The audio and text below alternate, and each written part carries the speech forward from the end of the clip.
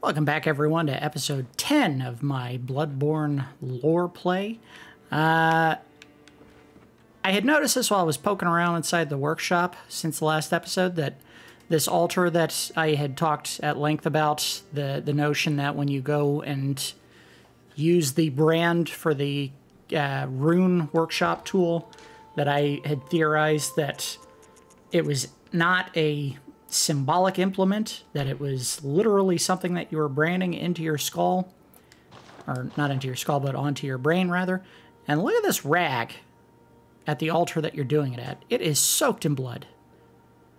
If there is not a more clear-cut sign that you're literally branding something onto your brain, I don't know what it is. I mean, that's it. That right there tells you everything you need to know. You are literally branding these runes onto your mind. That's pretty clear cut there. But anyway, in the last episode, we poked around inside of the Nightmare Frontier, which is an optional area, as I had mentioned before. And we picked up a chalice that, as I indicated, we're probably not going to use simply because the chalice dungeons are too long and too repetitive, and frankly, just not a lot of fun to watch. But we are going to be going to another optional area today. And let me go ahead and find the items so that we can see what I'm talking about. Cainhurst Summons. Like I had already read this to you when we picked it up initially, but we'll read it again. An old blood-stained summons, inviting an honored guest to the forsaken castle Cainhurst. Rather bafflingly, it is addressed to you. Do not hesitate. The stagecoach leaves from Hemwick Crossing. So I think I had mentioned when we picked it up as well that there is a large, I don't know if it's a tombstone or just some kind of monument, like an obelisk, down in the bottom of Hemwick Charnel Lane that is different from all the other tombstones and other sculptures and stuff that you see down there. I don't know if it's this one. It is. Okay, so we can go from Witch's Abode.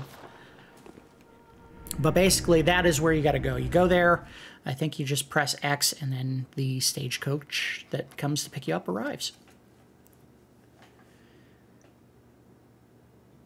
Also, I think now would be a good time to offer full disclosure, my favorite two words in the standard section of Nub's Collection, the YouTube channel. And the time between episodes, I don't even think I can show you guys. I did decide to use the Dungeon of Unfortunate Naming to get a little bit of souls or blood echoes so that I could stock up my blood and my quicksilver bullets. That's all I used it for. It didn't level up the character in any way. But I did that because I know the boss that's at the end of Cainhurst Castle, and I am worried... Oh, going the wrong way. I am worried that I'm definitely going to get my butt handed to me quite a few times before we beat him. Now, if that is the case at the end of this episode, and we're kind of running up against it, 2-hour mark is where I usually try to aim for, we may cut it short, and I can revisit the boss fight in another episode, but I don't want to keep the episodes going super long every single time just because I'm struggling with an enemy. But I do believe that I'm going to be struggling with that particular boss when we get to it. Oh, I forgot I had the big bad Hamma Jamma equipped. Oh, I don't. This thing is a lot of fun, but it is horribly impractical. Hey, big boy! What up?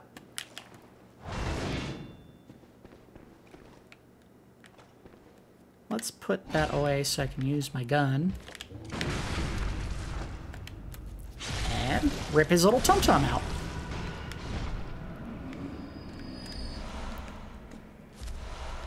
Alright, so instead of using this, which is a cute weapon, we're going to put it on something that's probably a little more practical for the area we're going to. Saw Spear, because that is the one that we had put all the fire gemstones into. And we'll go ahead and swap. Oh! Swap to this, yeah. I had forgotten we had put the shield on. That is completely useless. Don't even bother trying to use it. If you do get hit, you probably get staggered immediately, and then the enemy can have their way with you. You don't want that. See if I can get to this without arousing suspicion. The answer is going to be no. Yep, they already see me. It's alright. Here we go.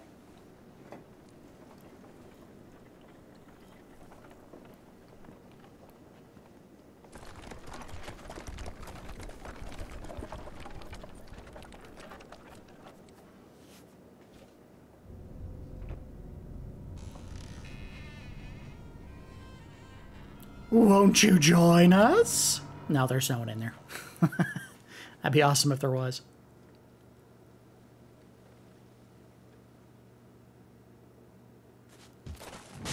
Ow! Okay.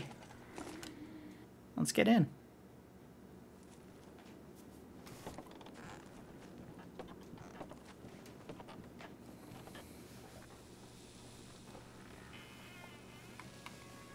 I don't get this shot. It's like they're trying to say someone's watching me get in. But who?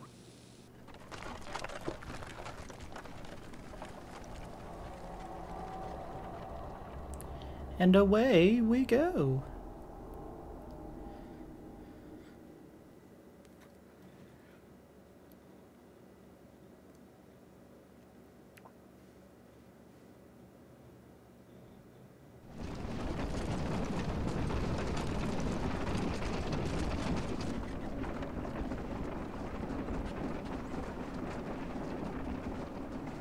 Those are some mangy-looking horses.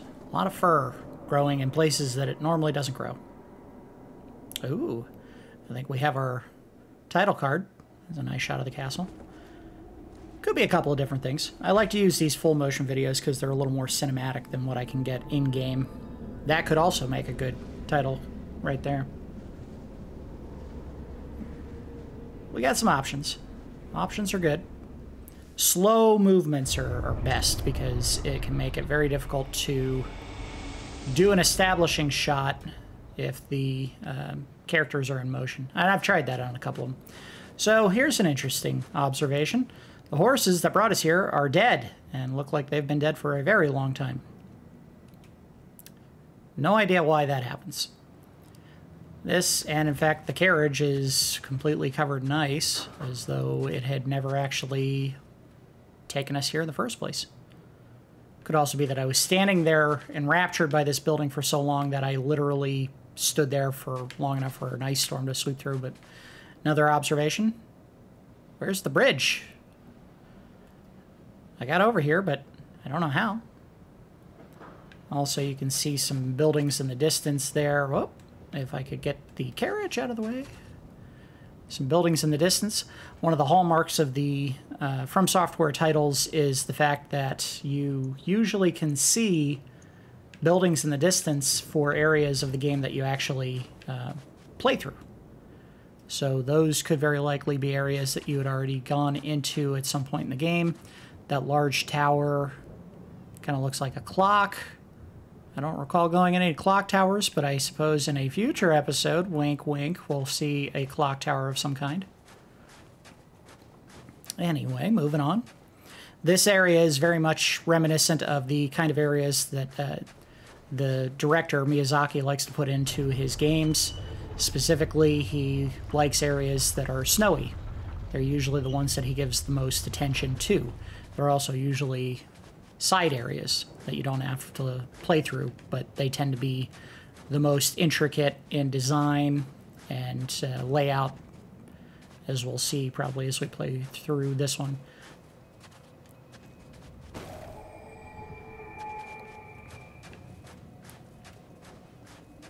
A lot of statues here. And unlike the ones that we've been finding all throughout Yharnam, these are not covering their eyes. They're not holding, well, they're not holding their hands up. They're holding them open. But they're certainly not pointed at the sky. And they all appear to be forms of royalty in some fashion. Like a king and queen there. This woman has what looks kind of like a garland, which, you know, depending on your era in human history, those usually signified, or what are they called? Coronets?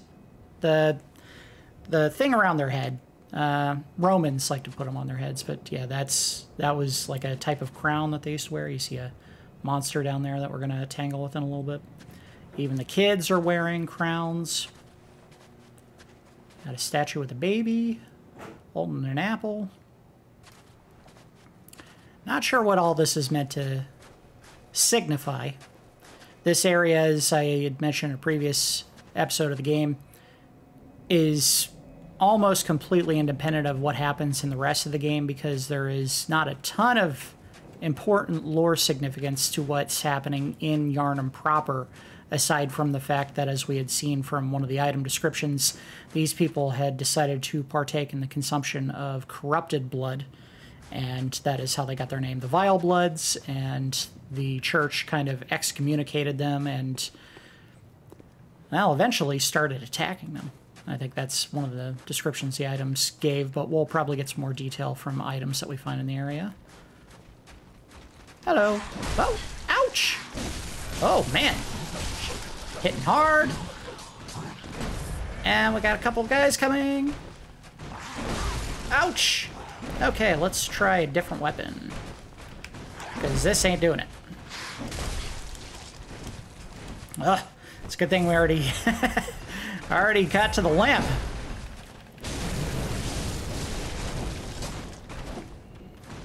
Oh! So this is meant to be one of the later areas that you come to, obviously by virtue of the time that you get the item. Oh, I'm dead. But some of these enemies are really tough. And in fact, if it's really if I'm really struggling to get through this area, we may just call it off. We may go to another area instead. I don't think that's going to be the case, but you never know. I'm just struggling with these guys. I'll figure them out.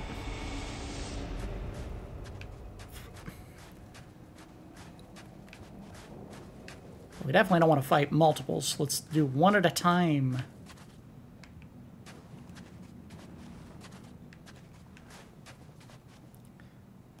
Hello. I know you see me. You do see me. No, you see me. Oh, oh. That's not gonna work, I don't think. I'll be honest, I don't know if I've ever tried to parry one of these. Uh-oh. Oh, gotcha. There we go. I didn't see where my blood echoes dropped. I don't know if that means one of the bugs got my... Nope, they're right there.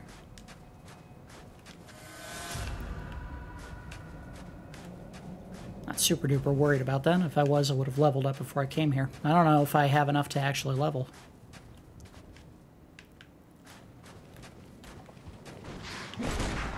Oh, okay, that didn't work. Hey.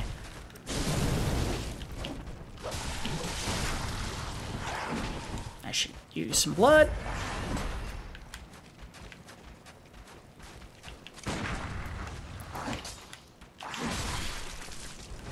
Come on. Nope. See, that would have been the window right there when he did that swipe, and it didn't work, so I don't know if you can parry these guys.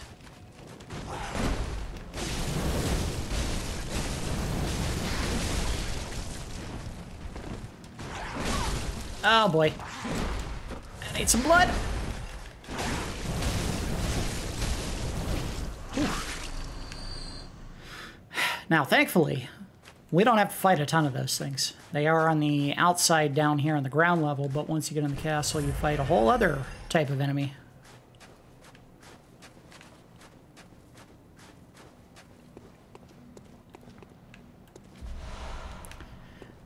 And I think it could be inferred that these creatures, which have hair and humanoid limbs, were once people, and of course the consumption of vile blood has transformed them into these weird tick-like creatures that we see crawling around now. The different types of blood that can be found all have different disturbing effects.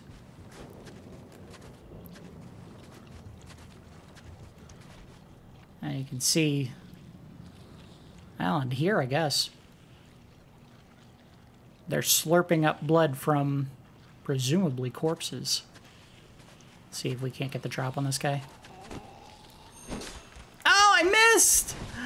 Oh, what a bummer. I should have had it extended if I wanted that hit.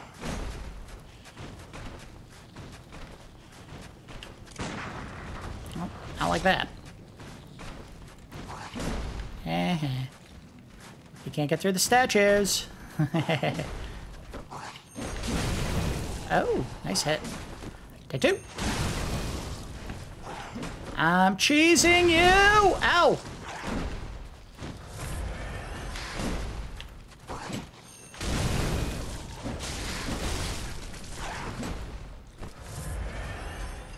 No, come on.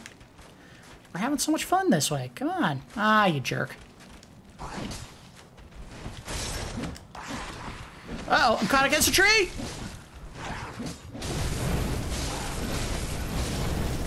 Oh boy, that could have been bad. Of all the times to have some clipping against a tree that you would expect to be able to walk through.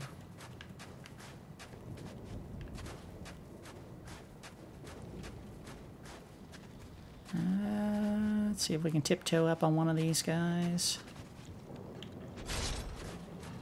Love to cut one of them down without them seeing me.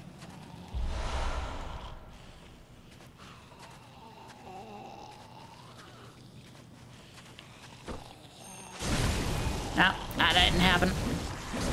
Uh-oh, and the other one saw me too!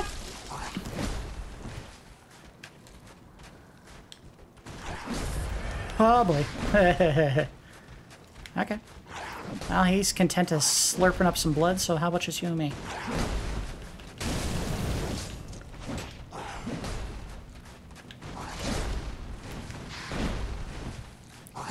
Ouch! I keep getting caught against trees!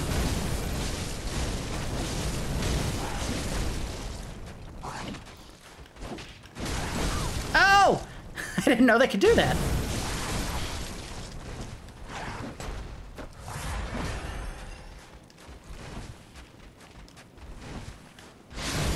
There we go. Warm blood gemstone.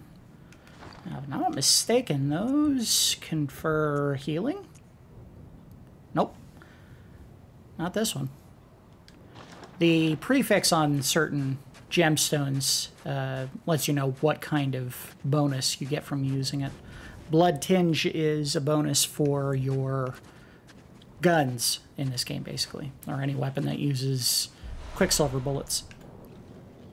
But it has to be a weapon. It can't be one of these magic items like the Beast Roar or the empty phantasm shell. I can speak.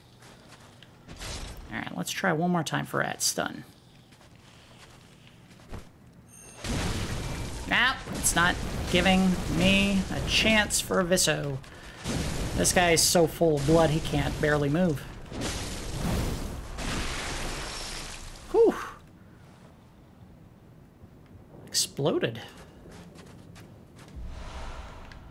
And not a whole lot of value out of getting these guys. They didn't drop any important items.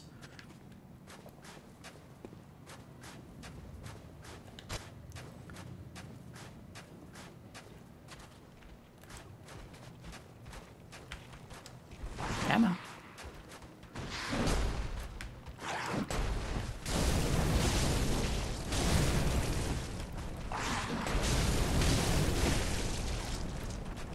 The value of having extra stamina in this game. Get hits in, dodge attacks. Stamina good. Health is important, but if you don't have the stamina to actually attack your enemies, that health isn't going to do a whole lot for you. I hope I don't get jumped by one that's hanging out down below, but that is always a possibility.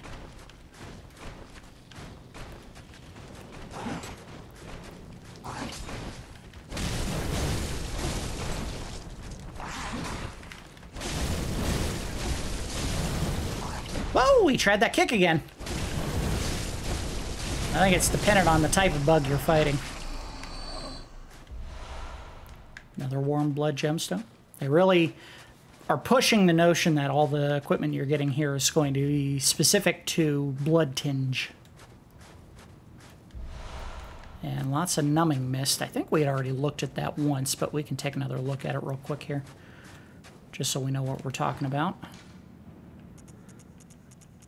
There it is. Numbing Mist.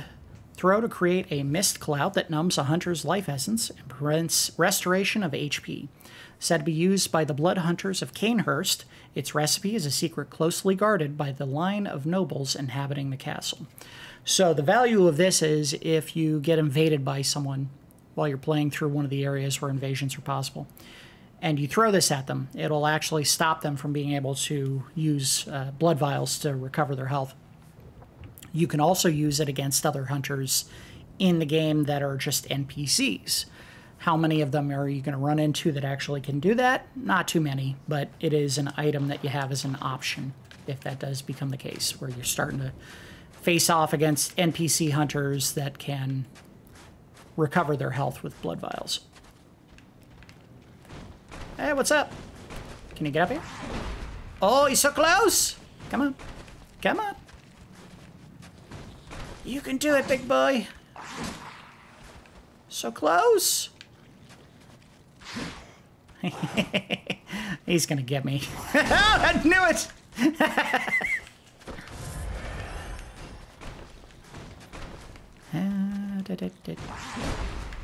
I just want you to get up here so I can fight you one-on-one. I don't want to fight you and him. Come on. Do it. Do it, you coward!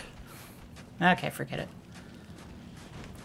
I want to check out what's down here, but that's going to require me to go down in there, and I don't want to fight two at once.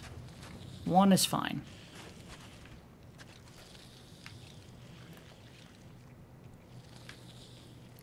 I may not have a choice.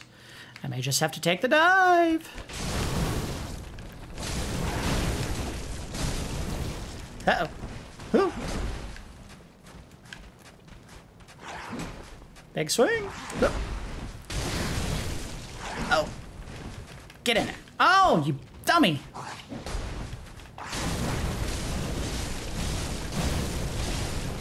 One more swing. Got him. Or a little bit of a moan there at the end. Something we haven't been hearing with these other blood ticks. I don't even know what to call them. Like tickmen. There's a name, I just don't know what it is.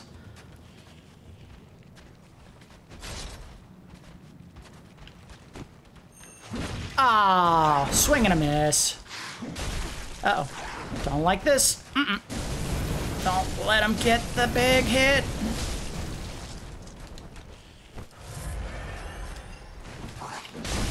Ouch! Ow! Oh boy. Using up a lot of blood vials just trying to get these guys out of the way. Turns out you don't have to fight any of them, really. I just do it because I like to. Also, I want to see what's down here. I think there's an item down here. I'll be upset if I find out there isn't one.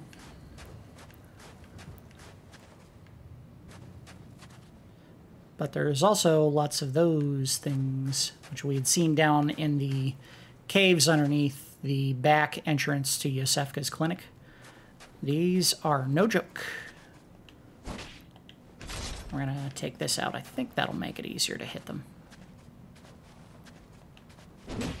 Or not. Okay, let's not do that. There we go. I think this is a better option. Oh yeah, much better. For some reason they don't take fire damage? Curious. Yeah, those things can pummel you pretty hard. They have a hitbox when they do their lunge attack that is not in any realm of reality. So they're more dangerous than they have any right to be. And unfortunately, they kind of drop out of the rocks here. Come on, hit him. this! I'm getting rocked by a worm! I hate these stupid things. Thankfully, just like the blood ticks, this is kind of a limited encounter. You do not see a ton of them, but the only way to get to this item down here is to go through them. And all the ones that are dropping down.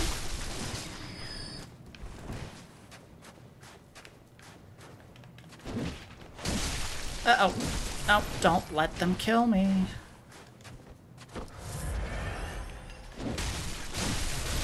Okay, look at this. Ugh. Stupid worms.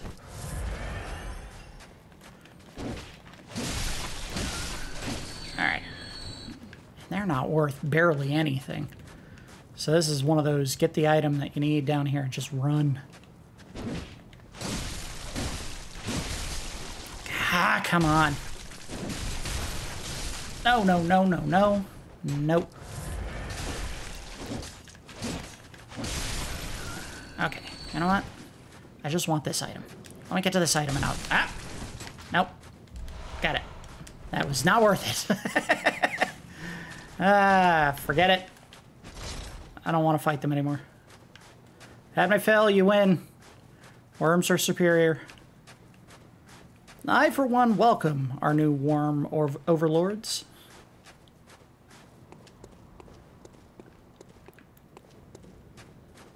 Hello. Another frenzied cold blood. We're starting to find more and more of the frenzied and kin cold bloods now, kind of establishing that the people who are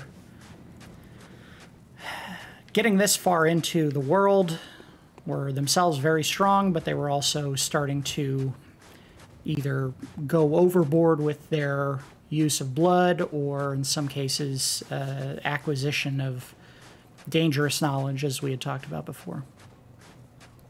Well, now we can take a look at this fountain.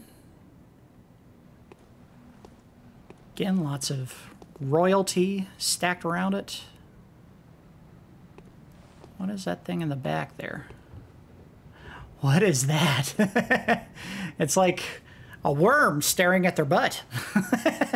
Two of them. And they're very happy with the view.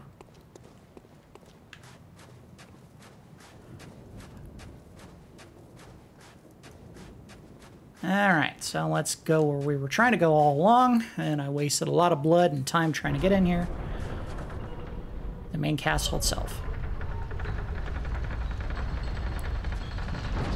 Which seems to just open on its own. Just like the castle, the main gate. Whatever they call it.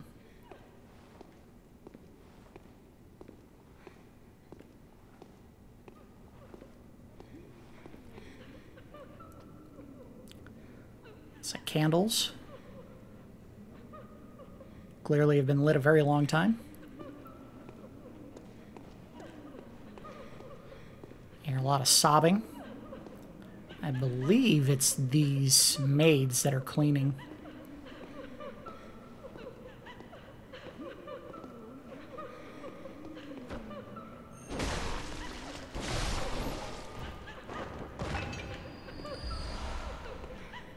Yes, that seemed unnecessarily cruel, but in fact, I believe they do attack you at a certain point. If you trigger a certain, like an invisible line you walk over, they do start attacking you.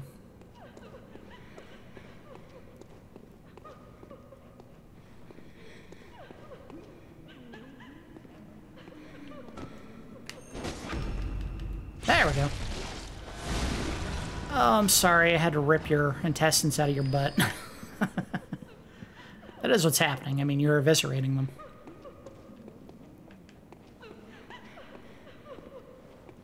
Going hard at work on the statue there. Oh! And as you can see, she started cowering the second that this ghostly woman appeared. So, yeah, they're the ones that are crying, those maids.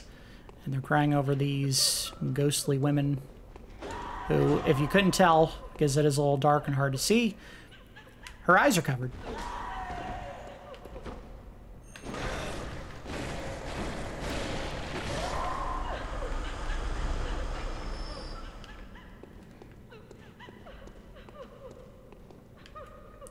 And you can see that there's quite a few of these invisible women now. They all just kind of appeared.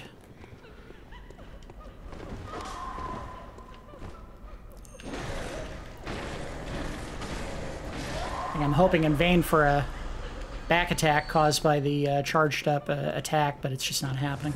It's alright. Don't need it. These guys aren't too hard to fight. Again, the biggest challenge, I think, facing me getting in here was those blood tick creatures, and these ladies aren't too bad. Let's see if they're more easily damaged with a fire weapon. Maybe.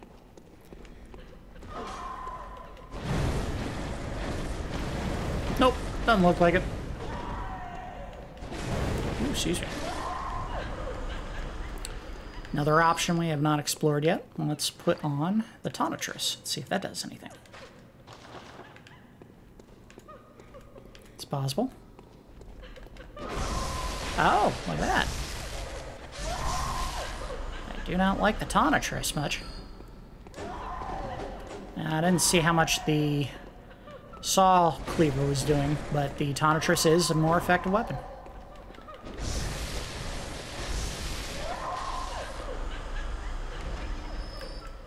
Now, what this could indicate, and I don't know if this is backed up with any evidence that we really have, because there's lots of strange coincidences in the enemy weaknesses in this game, but what we had kind of gone over, I think, in a past episode was that enemies who are more in line with the healing church and, you know, a pursuit of beasthood are damaged by fire and serrated edges. And enemies that are more in line with the Bergenworth line of thinking, where they have a pursuit of, you know, eyes on the inside or expanding their mind, those are people who are more weak to lightning, or blue sparks, if you will. And these ghostly women, they're not taking much damage from fire, or just a straight serrated edge. They're taking damage from the blue sparks more. It's not a huge amount, but it is more in that line. Alright, we got a gun weapon. Actually, I think it's a regular weapon. It is, yes. Well, let's take a look at that. It is the Reiter Palasch. I'm not sure how you say that. I think it's a German word, but I'm not 100% on that.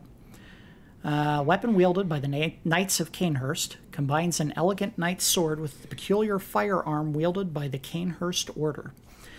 The old nobles, long time imbibers of blood, are no strangers to the sanguine plague, and the disposal of beasts was a discreet task left to their servants, or knights, as they were called for the sake of appearances. So the royalty that lived in this castle knew that there was a scourge and tasked their servants with disposing of them. They didn't do it themselves. They didn't want to get their hands dirty, but they were certainly okay with making the peons, like this poor lady, do the work.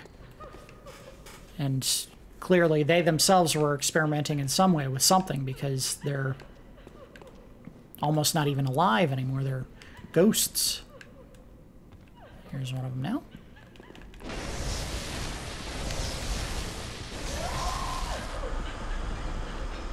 When they die, they just kind of phase out.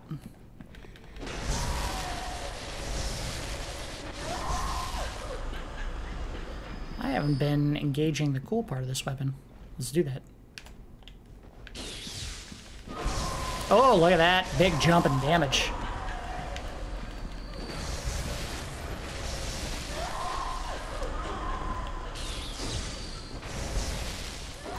Ouch! Uh-oh, uh-oh. She's doing a combo.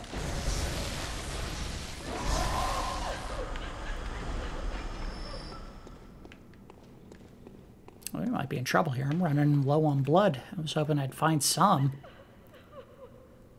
See, again, right behind her is the royalty. But now, I had assumed that it was the peasants that were crying, but if you look behind her, that ghost woman is the one that's crying. Interesting. Guessing she did not really want to become a ghost.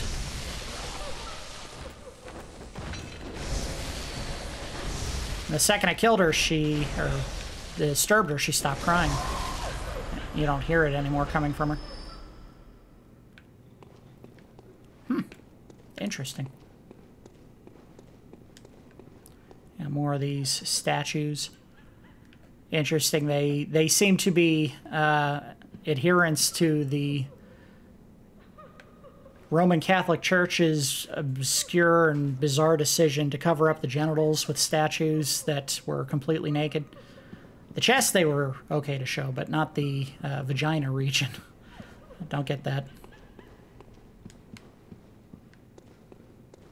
You don't see any male statues in here either.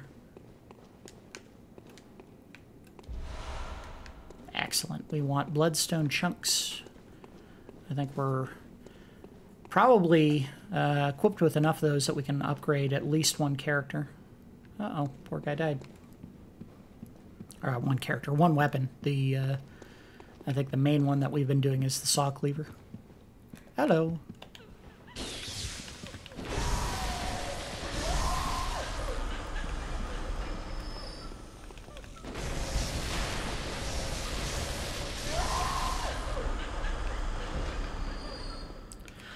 And this is a very brittle weapon, so we should take a look and make sure it's not doing too bad. Whew, it's already down 31 points of durability. That's not great.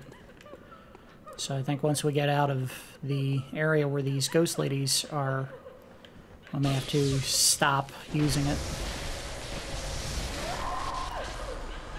Oh, look at this. One of the peasants is actually willing to fight.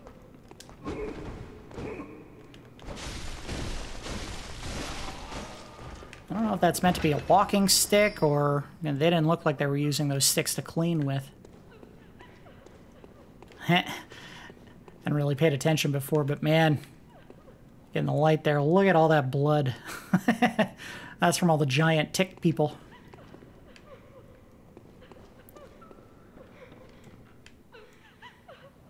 There's a woman crying in here somewhere.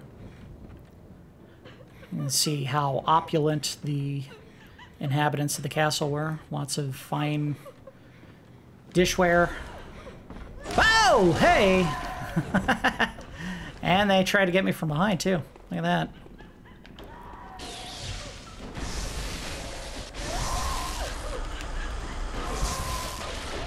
Uh-oh, uh-oh, oh, they got me!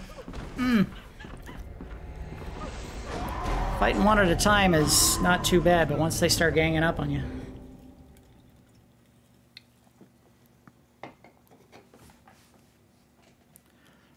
And as I said before, we don't have to fight these ticks. I'm just going to run right past them. Let's get back to where we were. Alright, so... Is our weapon still... Oh, yeah. Let's do this. Let's go back to the dream. We'll do a quick repair, because this is probably going to be a weapon that'll carry us through this middle section of the castle. Now we got plenty of cold blood stored, so we can always pop one of those to get the blood echoes we need to repair our equipment. Yeah, look at that. Tons of them. I don't even use a big one. I can use probably a small one. 1200. Perfect. That's all I need. Repair. There you go. Look at this. Just go ahead and repair all of them. I don't know if your guns ever actually wear down. I don't think that's a thing that happens. But, let's see if we have some blood tinge gems that could help this weapon out some. Not much. And you can use that, and that'll help, but none of the ones that we had picked up outside. And I think that's because we have not been adding to my blood tinge stat. What this does is it improves the scaling of that particular stat so that if you level it up enough, you can actually get to the point where your guns will do a usable amount of damage to enemies. But as always, you're still using a perishable item, and it's not really worth it. So we'll do this. That I don't think was actually helping me in any way. It was actually doing a bonus to the gun itself, not to my physical attack damage with any other weapon. So it wasn't worth the effort putting it on there. And debatably that might be useful too, but we're not depending on my willingness to stand around for 5 to 10 minutes and recover health gradually. We want to play... I don't know which one we go to. Is it this one? Yes, it is. All right.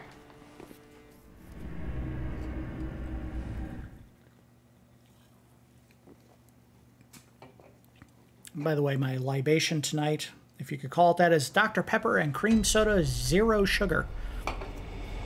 It's not bad. Even when it's warm, it's actually pretty tasty.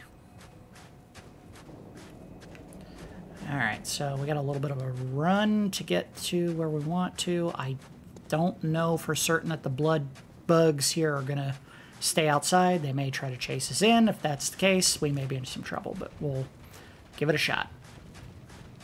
Look at that. I don't hear any hopping. We may be alright. Oh, you know what? They may not even be able to get through that opening.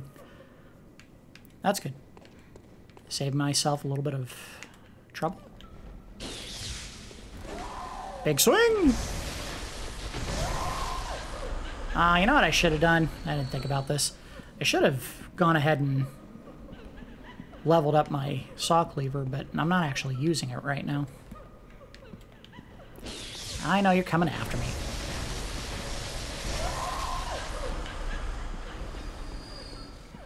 I'm also not 100% on this, but I always was of the impression that when you engaged the intensified version here, that it may wear down the durability on the weapon some, but I don't think that's the case. I think it's purely when you hit the enemy.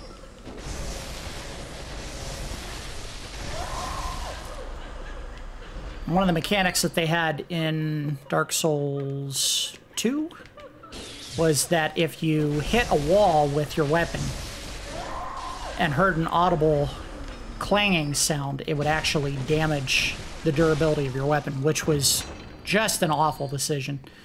It made a game that had already made your weapons far more brittle than they had ever been in the past. So unreliably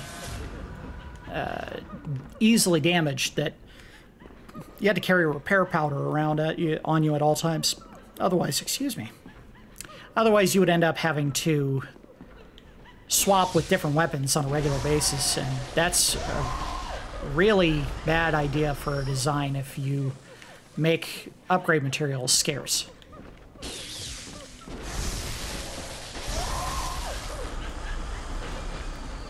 Come on, I see you. You see me.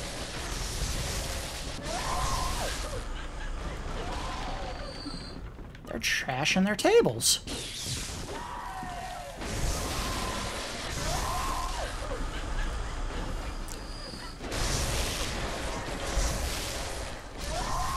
Ow! She got me. She got a backstab in.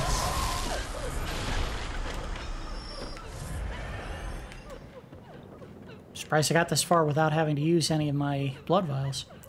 So you can see some of the pictures of the royalty up on the walls there. Don't know if there's a whole lot to glean from that. Just that, you know, obviously this was a royal family that had a ton of money and were clearly abusive to the subjects that served them. There's another one over here you can hear crying, and you can see her right there. So it is these ladies crying. Now the question is, are they the royalty, or are they servants, just like the ones that were trying to scrub the grounds? Given the design of the dress, I would assume this is someone who is part of the royal family, but I don't know.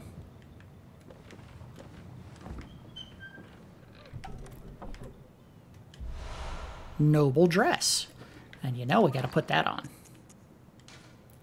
Let's take a look. Where is it? There it is. Noble dress. A finely tailored Bordeaux dress. Worn by the nobles of the old bloodline that traces back to the forsaken Castle Cainhurst. Now, I don't know if Bordeaux is what I think it means, In my mind, I interchanged that word with brothel, which is, you know, obviously where prostitutes would work out of. I may be conflating that word with brothel, so I won't jump to conclusions, but if that is what I'm thinking it is, we'll stick a little disclaimer in the video. I may do that anyway, just to say, hey, this is what the word means, you idiot. Alright, so now we're back outside.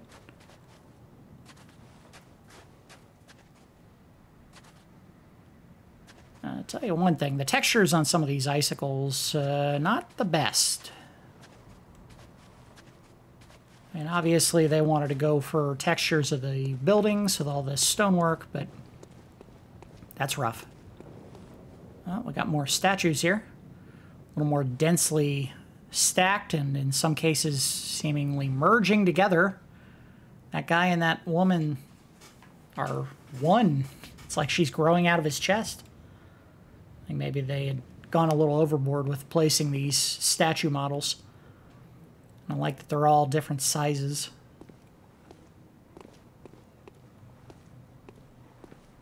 And a gargoyle statue. I knew that wasn't a statue.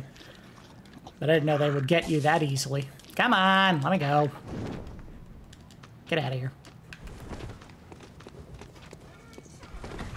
Big swing! Yeah, a tough statue. He just went, ree! Give me some blood back. Ah, you jerk. I like the twin bloodstone shards, but I want blood, man. And not crystallized blood. I hear another one somewhere. There he is. He was flying. Hello. There's the courtyard down there, as if that wasn't obvious. Oh, Visso! Just ran my fist up the butt of a statue. I don't think they're actually statues. They just kind of look like them.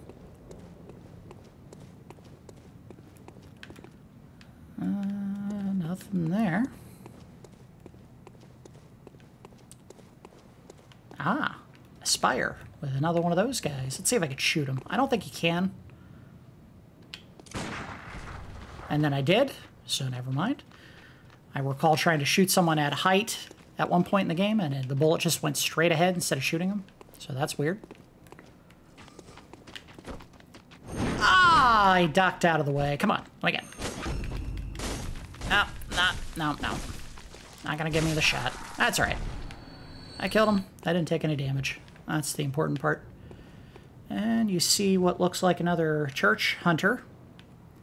Or at least one of the people wearing the church garb. Bloodstone Chunks, sweet. Getting plenty of Bloodstone Chunks, so this is a worthwhile trip, if nothing else, for the upgrade materials.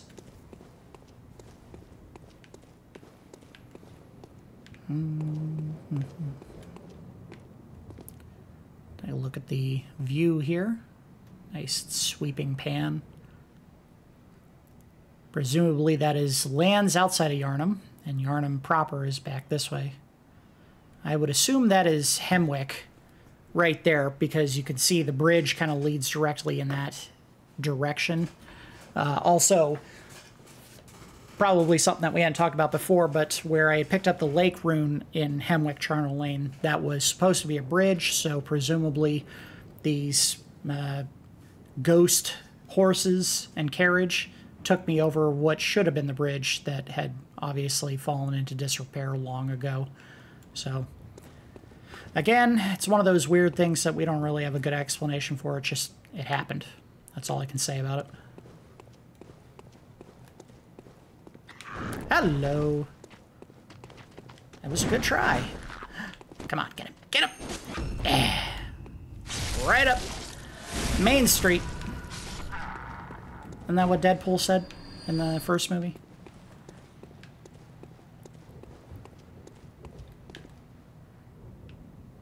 Fortunately, not a whole lot else you can glean from these statues.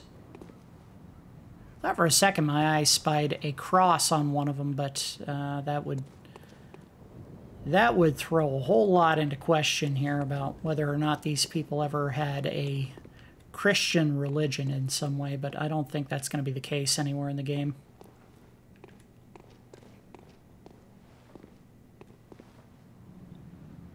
So, you know, those little skulking maid characters, servants. This one has a weapon.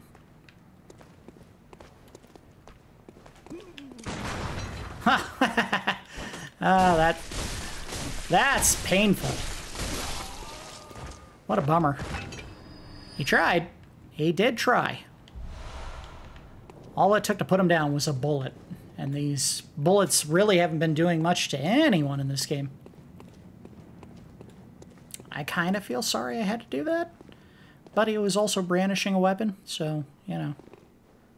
Sucks to be him.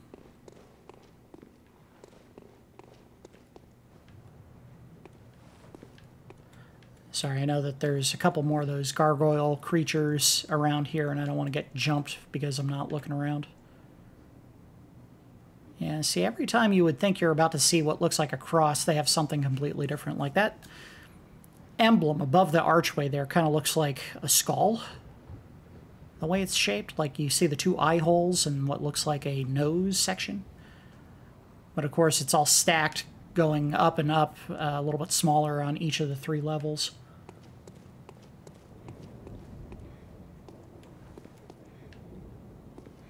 This is where I'm going to get jumped. I don't know where. I think they come up over the... Oh, no. They're right there. Let's go ahead and get one of their attention. Or not. Hey. Come on. You and me. Okay. You and him and me.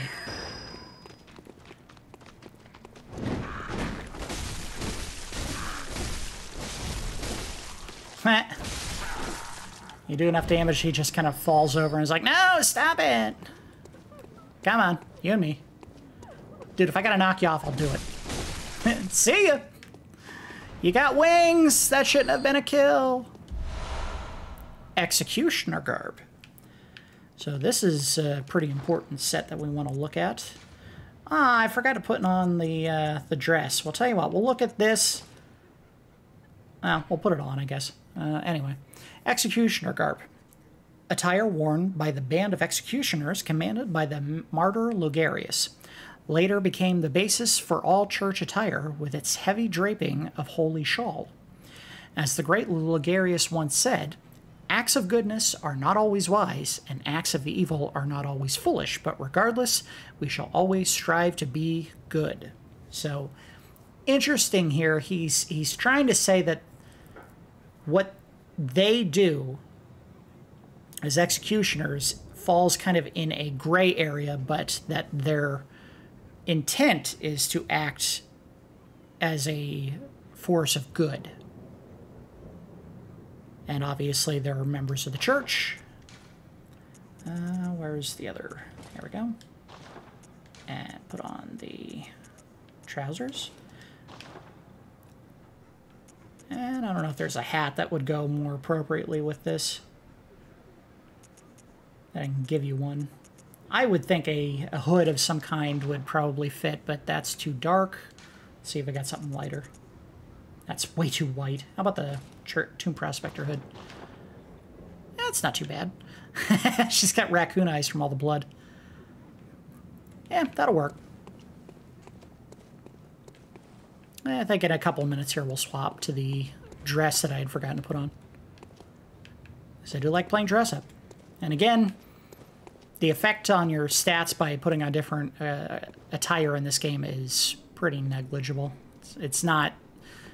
Don't lose sleep over whether or not you're wearing the right equipment when you go into an area.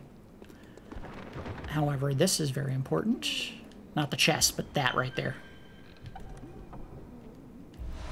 Vileblood Register. Let's go down here real quick and then we'll take a look at that item.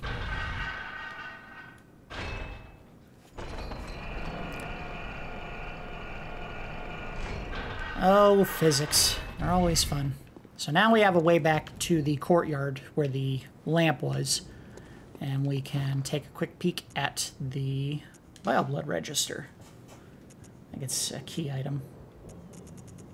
Is it? No. I think it's an active use item. There we go. Yeah. All right, so. Vileblood Register. Red leather record of the Vilebloods loyal to the Covenant of Annalise, Queen of the Vilebloods at Cainhurst Castle. A record of the Vilebloods, bloodlusting hunters who seek blood dregs of their prey, kept throughout the ages. This is an online use item. So basically, if you take part in the Covenant, I'll use quotey fingers there, that the Vilebloods have, and I can't remember what it may just be called Vilebloods, but this is a register that'll show you, I think, who you've killed. Not 100% certain, but in any case, the important part to glean from this is the fact that there is a queen who acts as the leader of this covenant, and her name is Annalise. So also, the members of the Vilebloods seek something called blood dregs, which I don't know if we find unless we join the covenant. Not too worried about that. Basically, they're not interested in fresh blood. They're interested in what's left over, the more disgusting elements of it. All right, let's get to it. Hello, lady.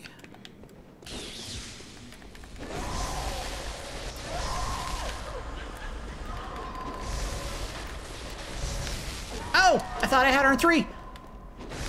I did not have her in 3.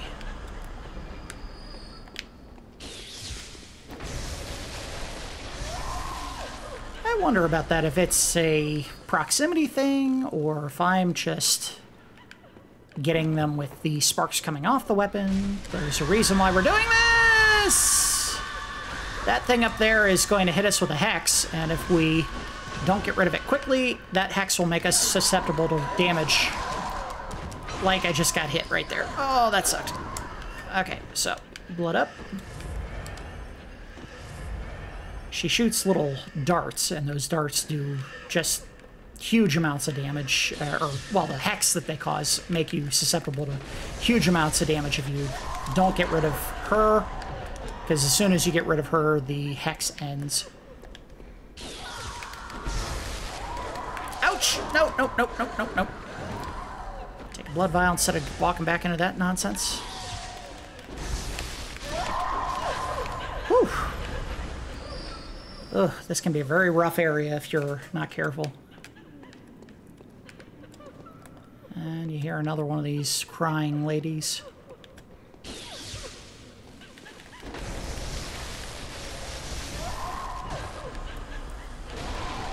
Now, I don't know if we've actually gotten enough information at this point from the items that we've found to explain why they're crying. There is a reason, in theory. But we haven't found anything, I don't think, from items that indicated. I would simply point out something that we can tell by looking at our current attire.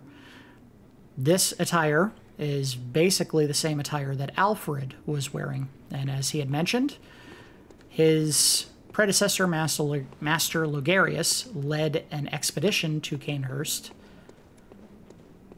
So, since they're members of the church, and the church doesn't like the Vilebloods, I think it might be fair to say that they're crying because they all got killed. Why we see them as ghosts, I don't know.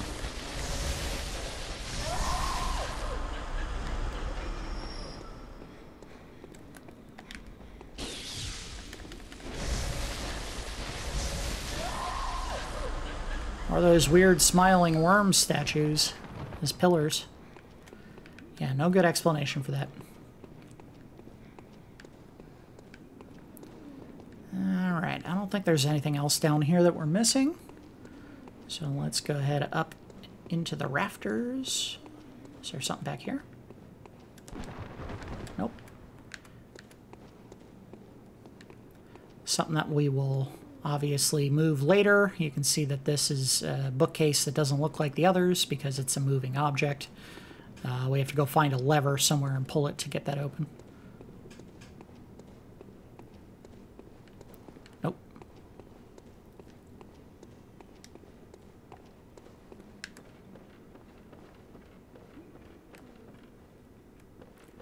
might find another one of those little hex-causing servants up here somewhere. So you want to keep an eye out. If you do get hit by it, best thing you can do is try to get to that servant quickly and take them out before they can get anyone's attention. I see one right over there on the left side. See if I can get to her without getting attacked. And you see one there too. Way out there in the distance. Alright, so let's do what we can quietly. Obviously there's more servants on the grounds here, cleaning. Endlessly cleaning.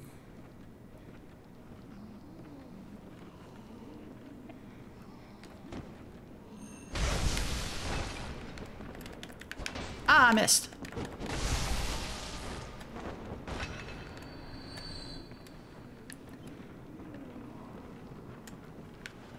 Oh. It was so much fun first time. Oh! He got a hit on me. You know what? You deserve a salute for that. Well done, sir. You got one hit. Despite the fact that you're so weak I could basically knock you over with a bullet, you still managed to get up and fight. That's courage. Also, unfortunately, that's the result of someone who has been long abused and malnourished. I think there is a window you can either smash or go through somewhere up here. I might be looking in the wrong area. It might be over on the other side. It's alright. Let's... I don't know. Leave that, because we got another servant right here.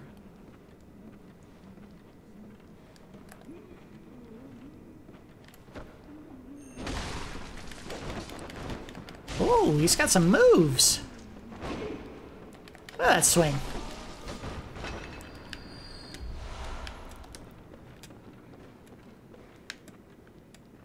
So obviously there's another level that we can get to, and we got to do it from a ladder. That ladder is at the top of this bookcase. So obviously you see the lever way down there that we have to get to.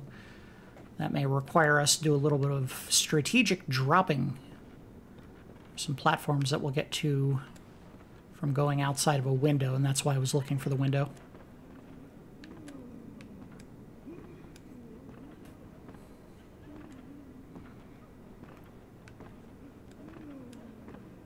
Come on. You're gonna see me. I know you are. Oh, maybe not. He did not see me. Wonder if I can get a stagger on him. Nope. But I can definitely hit him. Someone is attacking me. I don't know where. Oh, it's her.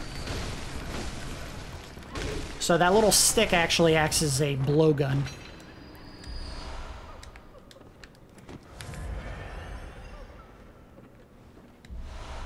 More Bloodstone Chunks. Very good.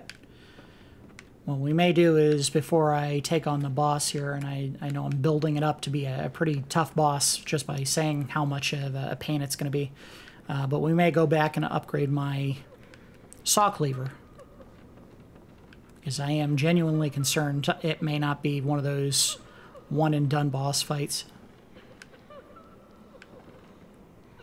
I hear her, but I don't see her. It may mean she's up above. But we want to get the drop on this one up here. Ah, you see all the wind blowing in? That's where the broken window is. No hex bullets for you! Uh-oh. The other servants know I killed their buddy. I'm assuming that one is, in fact, a... I don't know, taskmaster for the other servants? For lack of a better term.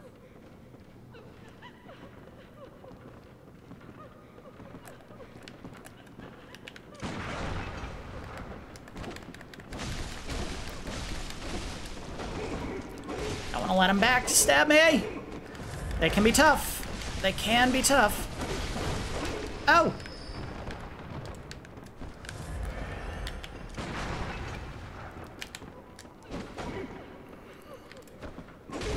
Ah, I got a spin move on me. Oh!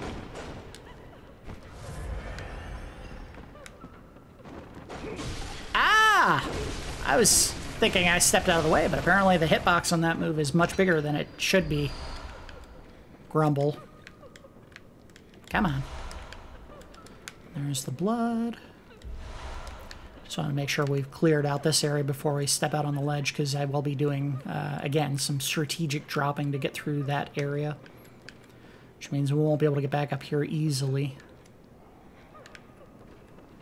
I don't see anyone else. I think we're good. Just go down below.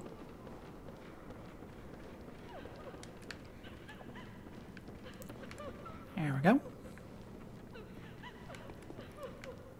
So, you can go down there.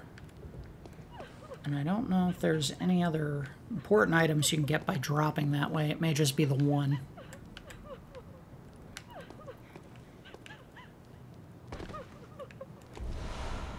Quicksilver bullets, thank you.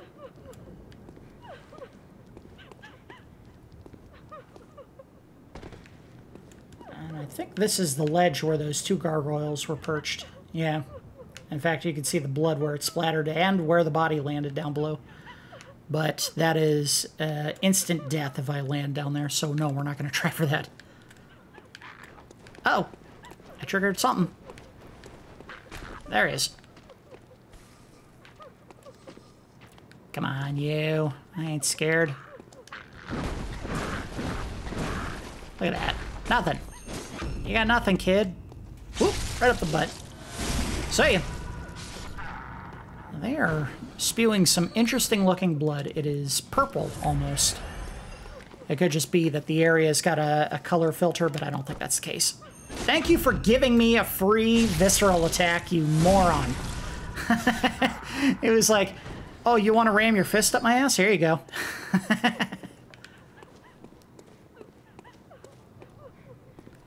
Alright, I see more of the crying ladies.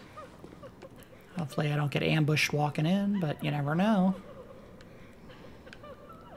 Do we have one of the taskmasters perched up high? I don't see any. Okay.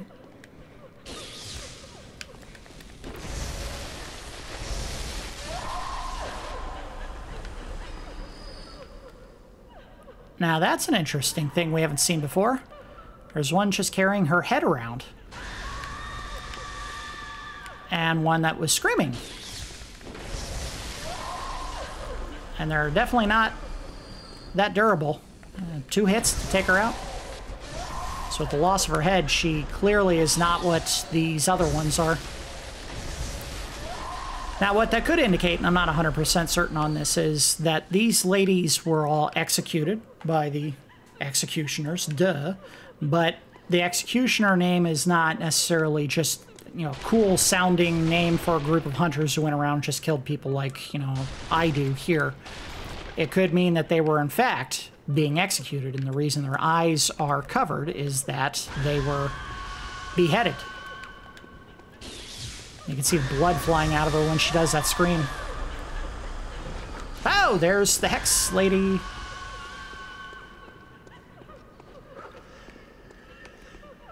See if we can drag one of them out instead of letting them all cluster. The Hex wears off pretty quickly, apparently. Alright, go into it! Alright, she's not going to do that anymore. But you may still hit me with your little Hex bullets.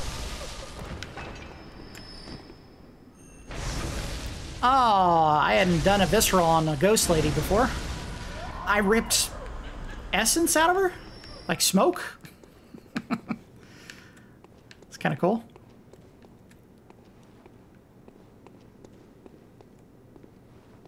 Come on, be something cool. Executioner's gloves. Ooh. Now we already have executioner gauntlets. So what's the difference between that and executioner gloves? Well, this is an active use item. One of the secret treasures hidden in Cainhurst, the gloves of an executioner from a faraway land. Passed from executioner father to executioner son, these gloves can be used to summon wrathful spirits of the past by smearing them with blood. It is said that the nobles found immeasurable delight in the dances of these vengeful specters. So obviously they had their own rituals that they conducted. As with most people in this game, all of them seem to involve the exotic uses of blood. They apparently had a pair of gloves that were used by executioners, and if they smeared blood on them, it summoned vengeful spirits, probably victims of the executioners, but I don't know. Let's see if we can get a visceral on her. Yep. See ya.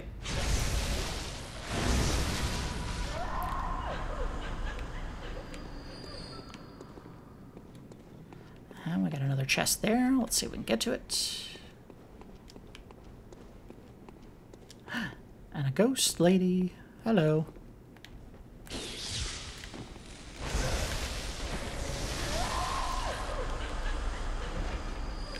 I'm disappointed. I was kind of hoping they would drop something.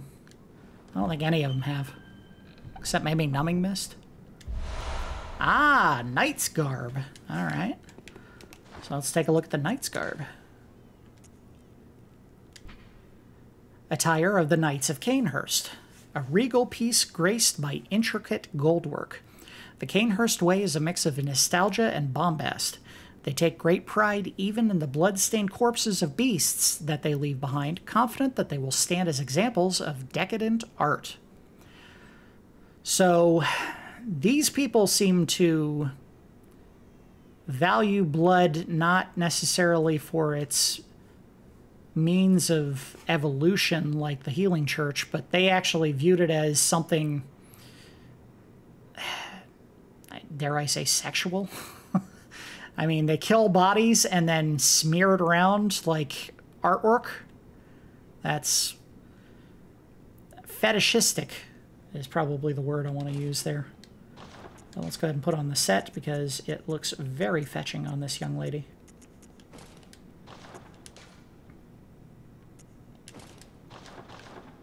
Ta-da! And they probably had something a little bit nicer as a hat, but let's see what we have that would work and is not too off-putting. Do I have a top hat? I do, yeah, there we go. Look at that. Not bad at all.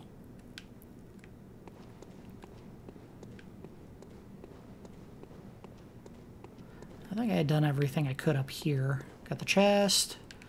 Yep, alright. I think there's a gun somewhere in this area that we haven't found yet, and it would be nice to get it, but if I don't, whatever. I need a lever. I'm looking for a lever somewhere.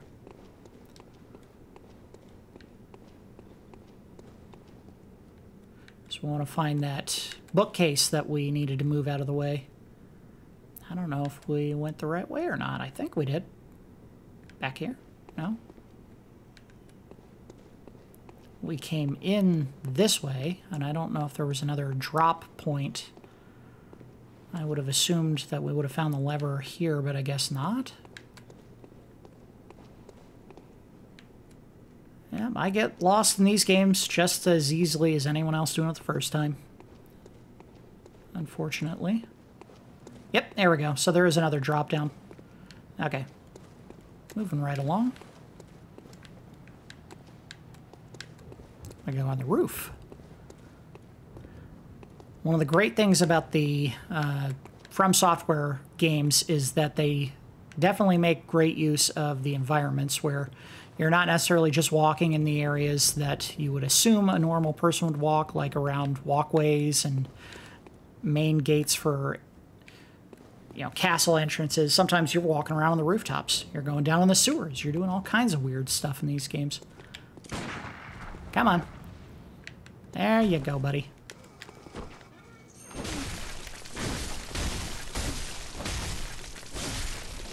No! Ah, I still got a hit on me. Ran out of juice. Go ahead and top myself off. There's another hunter. Church hunter. Kin cold blood, so that wasn't necessarily worth the effort going out here, but we don't walk away from items just because we know that they're not lore important. We take whatever we find. Ta-da! We're back on the side where that switch was that we could see from up above earlier. And this will give us a shortcut as soon as I reach the right side.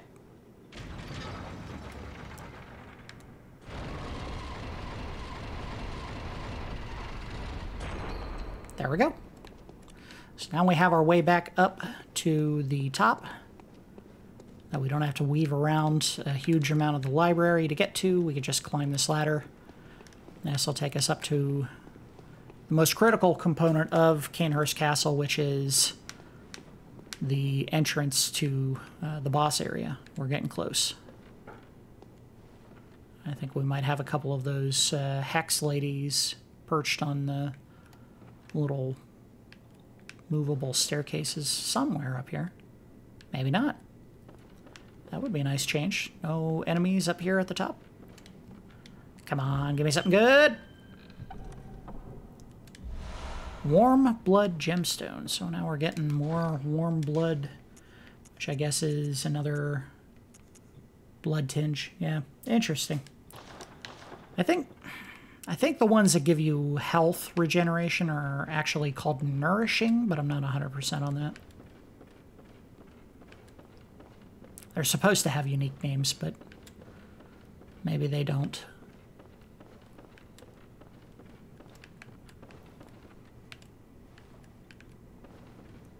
I see an Oogie Boogie! Hey, Oogie Boogie. Give me a blood chunk.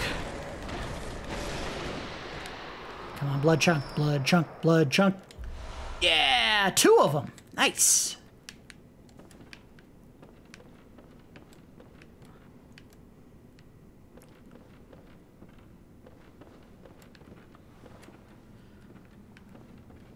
Fortunately, in Bloodborne, unlike some of the other From Software titles, there are no invisible walls in the main game. There are some in the Chalice dungeons, so you don't have to spend an exorbitant amount of time walking wall to wall in areas where you're like, well, maybe there's something hidden here, and swiping at it, trying to get something to open. Nothing like that.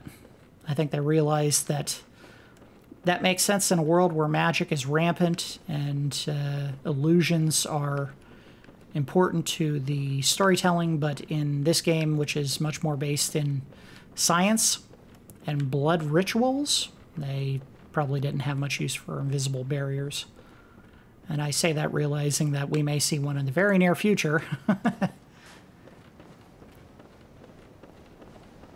We're back on the roof. And I think we got some gargoyles coming up here somewhere.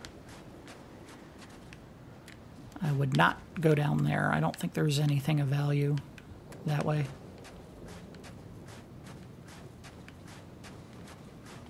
There's one.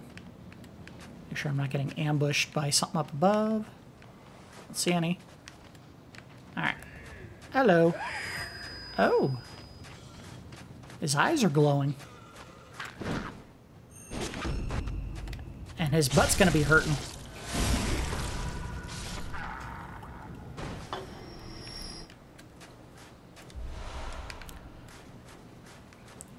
Another dead hunter and a trap.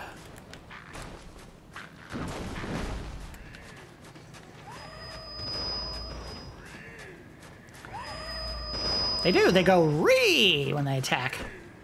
Oh, I didn't do it. That's right. I don't need to. I can kill you the old-fashioned way. Although technically my first kill in the game was a visceral attack, so maybe that is the old-fashioned way. Ree! Let's cut that short.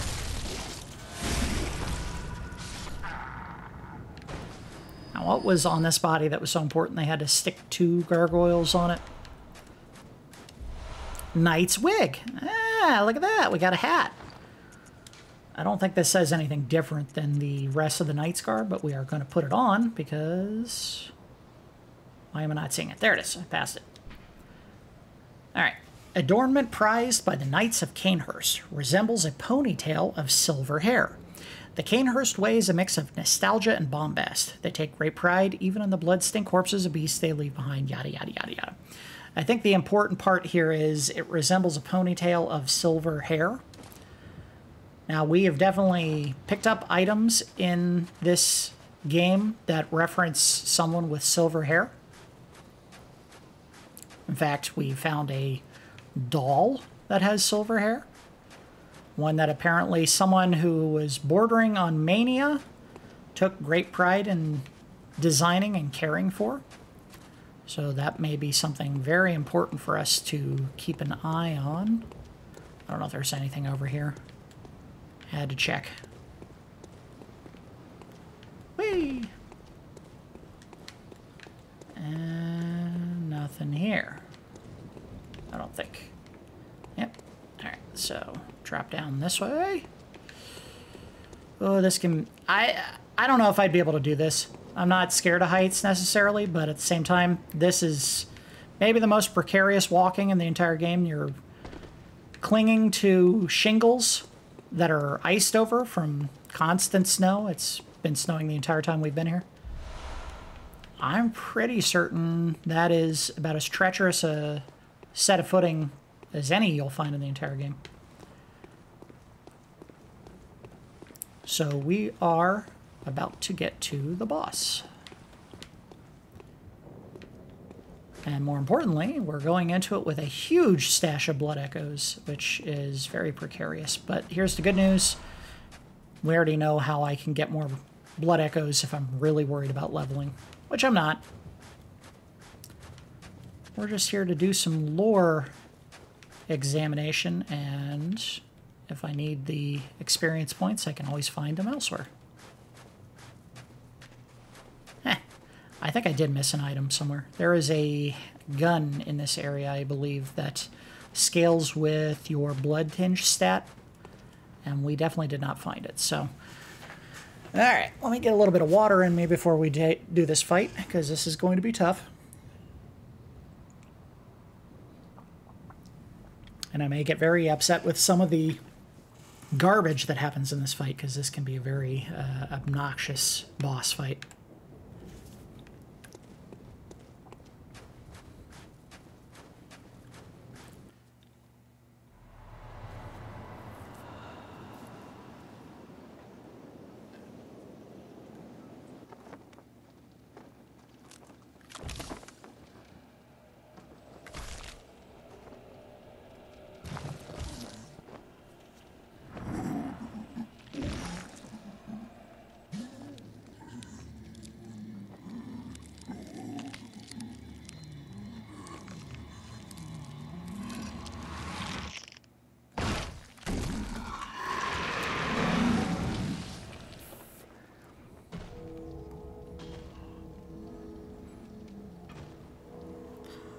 What up, bad boy?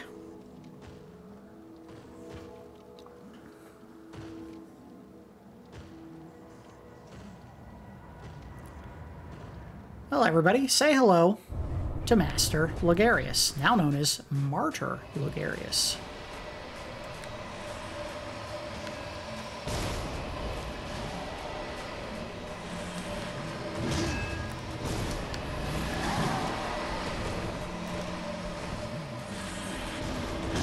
Come on, stop doing your magic and hit me. Owie! Owie! Oh, and I got killed by magic. That may be a first. I have fought and died to this boss many times in this game. And it has never been because he refused to do anything other than cast magic and then just stand where he spawns in from. That was obnoxious. And now you can see why I thought this might be a rough episode for me. Now, let's do what I said I was going to do and go back to the Hunter's Dream and upgrade my weapon some.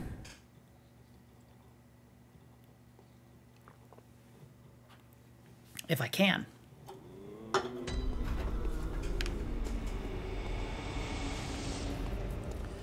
I suppose it depends on what level my weapon already was. I think it was already at 7, so we may only be able to do 1 upgrade, if any. No, it was only at 6.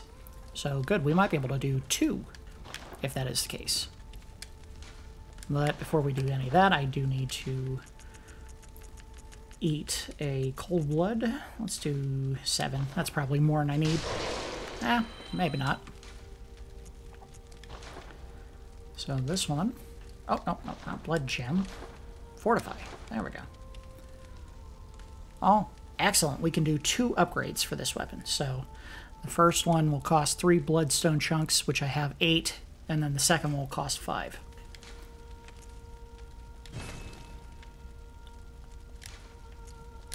Very good. So this is a nice, strong weapon now. And let's go ahead and repair all the other equipment. Just those 2. I don't think I have any blood gems that would benefit it, but we can always check before we go into the fight. Oh! Look at that. I spoke too soon. I have one that'll bump it just a tiny bit more.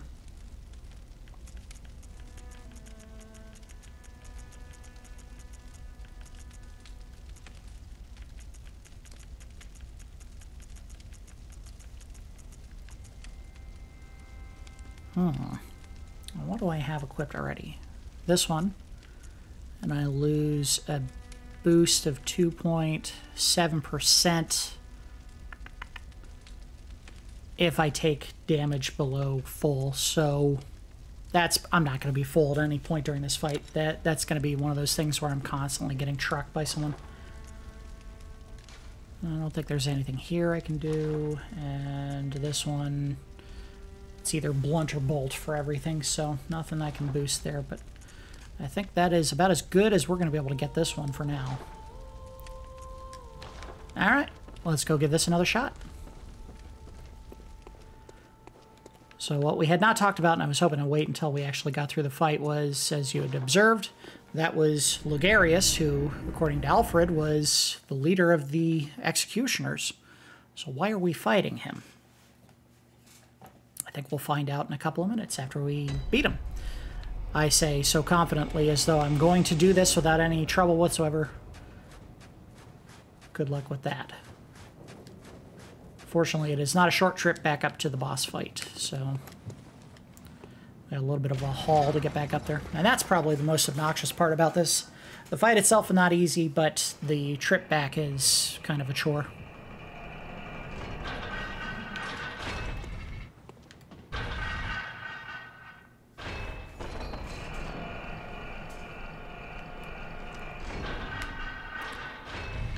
Trip it, go!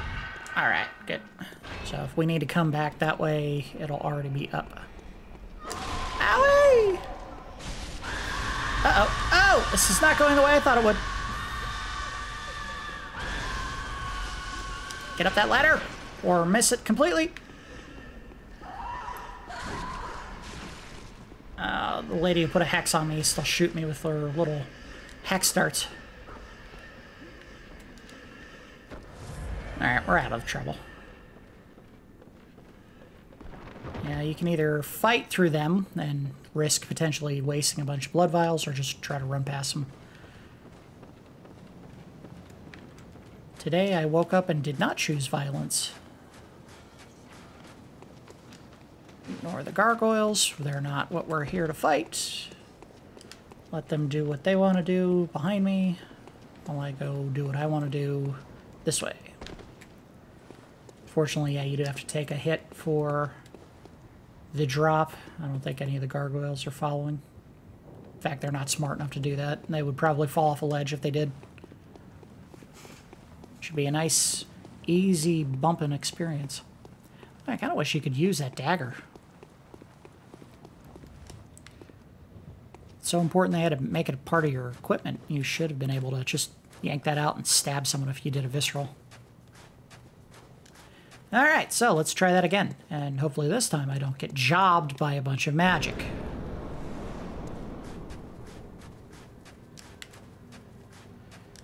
Do it with your own 2 hands, jerk.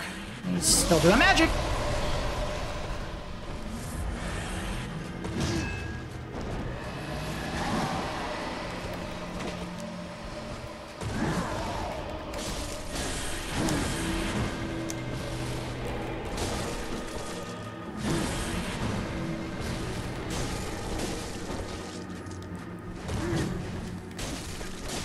I know there's some people who have tried to do this boss in a way where they got him to walk off a ledge and been very unsuccessful.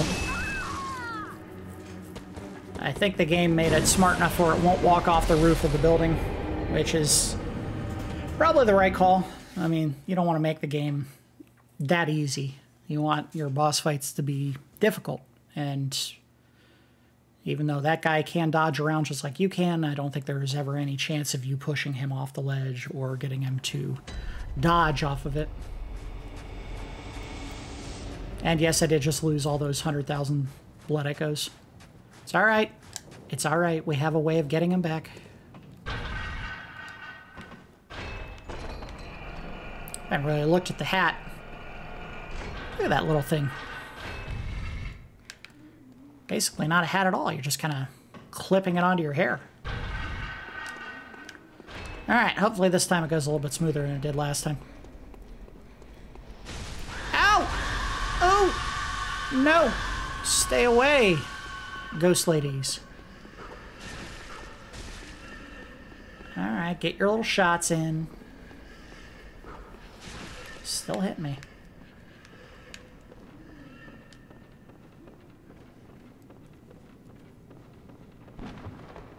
I have no idea what that hex is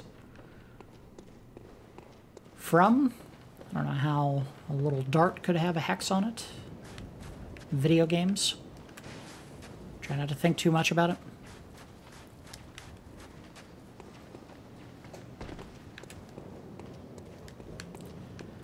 Alright, so let's do this again.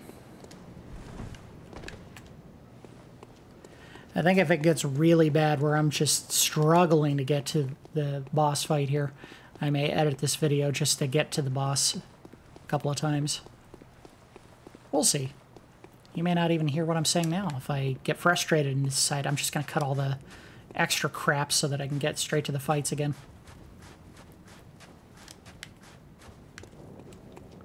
Alright, let's top off before we go in there.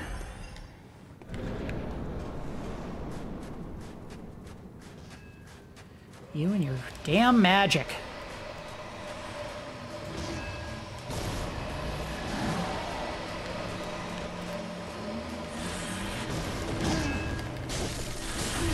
Ah, wow.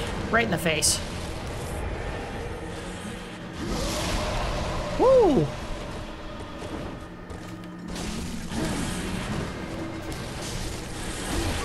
Ouch! Oh, it would be so cool if he could die here! Push him off the edge! Or not. This is... I mean, I've played this boss plenty of times, but he has never been this dependent on magic to do his deed on me. This is weird.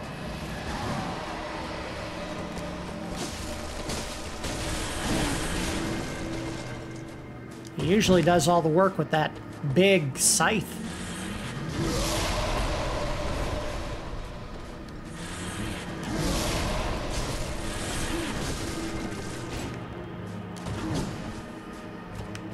I don't know if you can stun him in this game.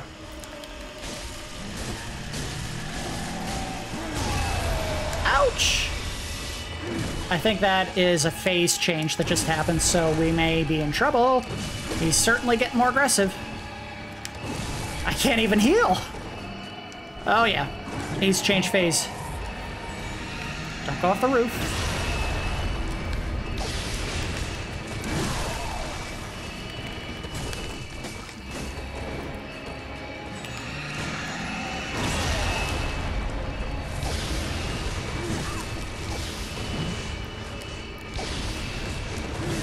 Damn it. I need to get rid of that sword. Got it. All right.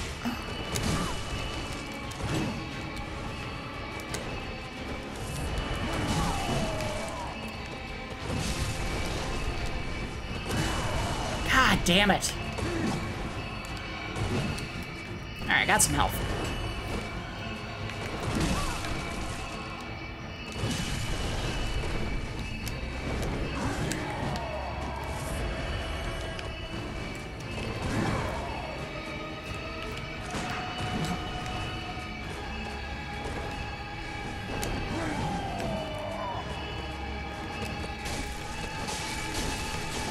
Oh, got some hits in.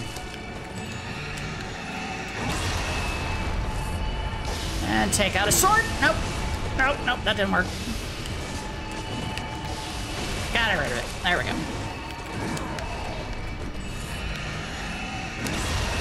Ah, shoot. I didn't know it did that.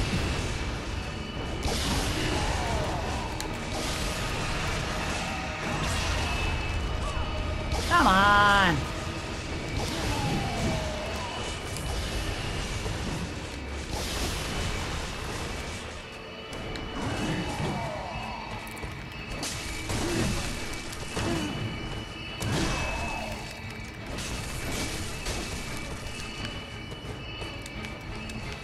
I need some blood. Oh, okay. Whew.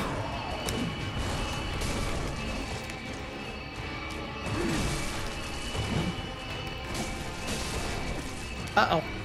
Oh!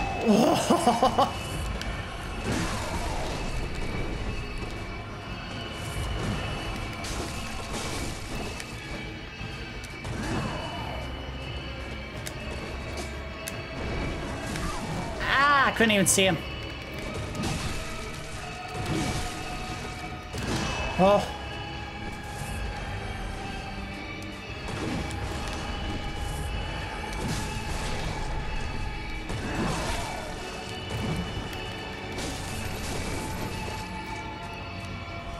Heal up. Heal up again.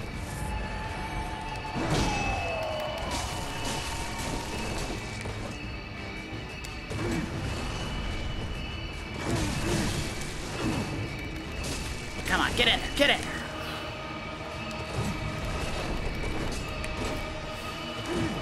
Oh boy.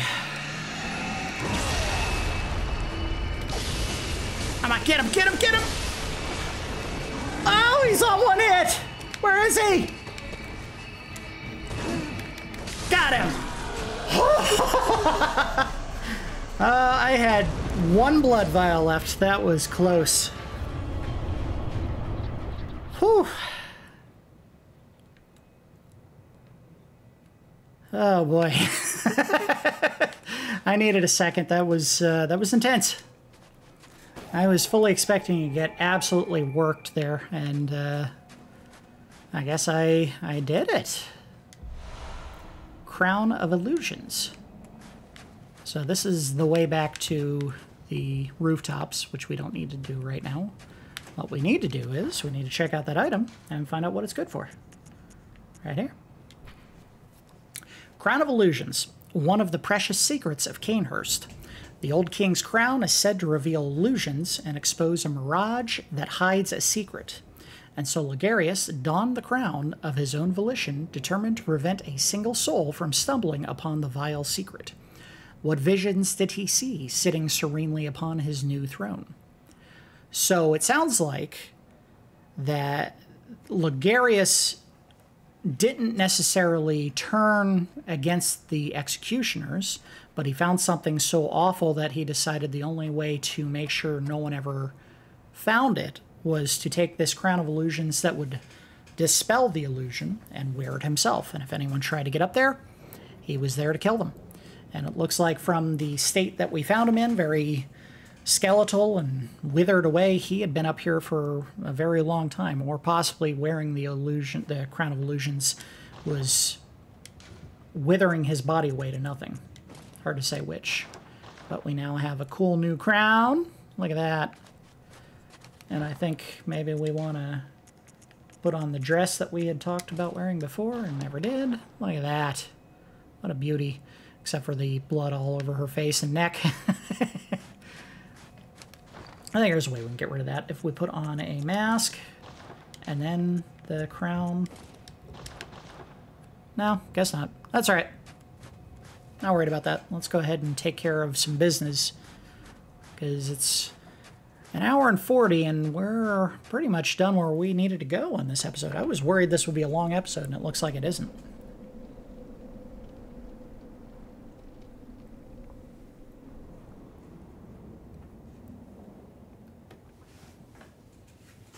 I hadn't noticed before, but the throne he was sitting on seems to have disappeared during the fight, and it's no longer there.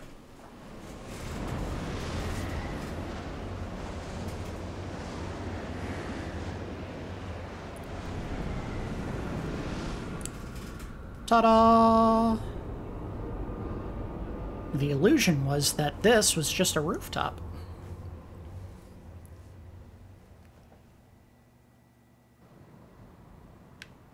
In fact, it was a passageway to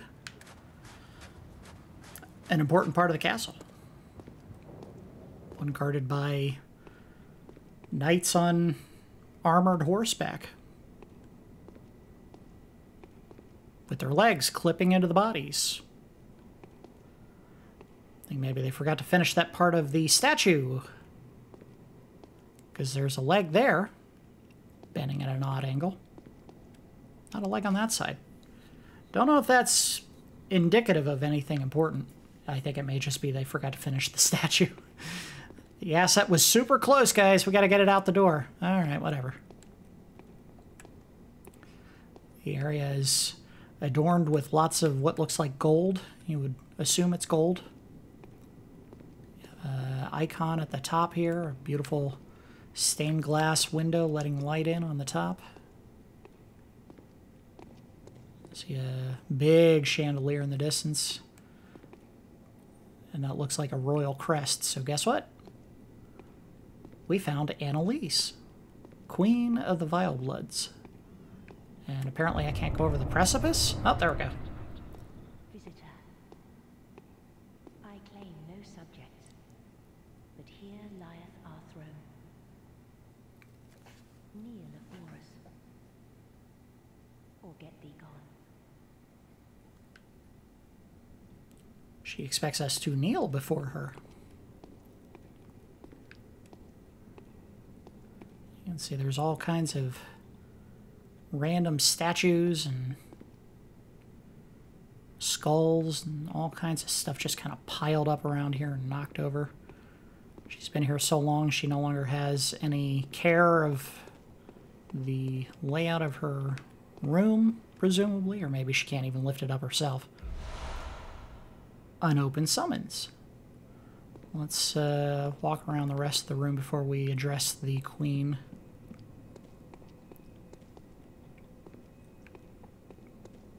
See if there's anything else. A lamp. Important to light the lamp.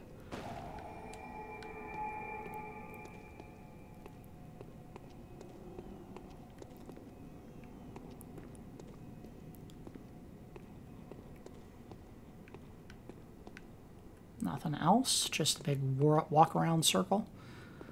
So, let's go have a chat with Her Royal Highness.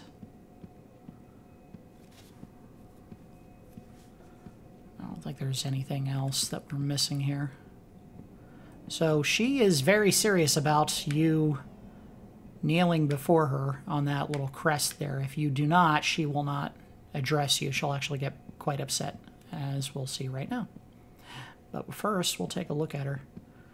As you can see, she wears a mask,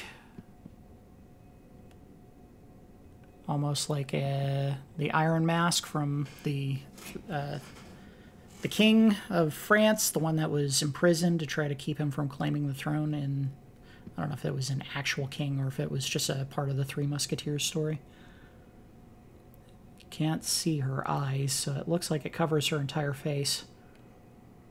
Don't know if that's a willing choice on her part or something that was forced upon her as Queen of the Vilebloods, keep her from presumably creating more subjects, because as we had discussed before, the Vilebloods represent what this game intimated but maybe not ever actually showed to be vampires. You saw those blood bugs out in the area below. They may be what the vampires in this game represent. Oh, let's talk to her without kneeling. Such impudence. Defiled are we, yet still queen. We shall not give audience to an ill-mannered beast. So she acknowledges that she is in fact defiled. So it could be that her face is, in fact, marked or harmed in some way, and she's hiding it. But again, if it's a full face covering, it could also be that Legarius and the rest of the executioners who made their way here got in here, cleaned out whoever was left except for the queen, and then put a helmet on her to prevent her from infecting others. But let's go ahead and do what she's asking for. Visitor. Moon-scented hunter. I am Annalise, Queen of Castle Cainhurst. Ruler of the Vilebloods, and sworn enemy of the Church. Yet our people are murdered, and we are prisoner to this wretched mask. There you go. What is it thou art in search of? So you can join the Vilebloods. This is how you join their covenant. However, if you do so, you cannot take part in the League. And if I'm being honest, I think the help that you get from being part of the League just in NPC spawns is worth it, as opposed to joining the Vilebloods, and I don't know if you get the same sort of NPC support, so we will decline and leave. But that is how you would join them, presumably. And as she indicated, that mask was put on her. So presumably Legarius made it as far in here as, you know, the Queen's chamber, killed everyone, put the mask on, and then found the Crown of Illusions that she may have been wearing, took it, and put it on himself so that he could protect the world from the secret. Now the question is, why didn't he just kill her? I think we'll find an answer to that very soon. Let's go back to the Hunter stream.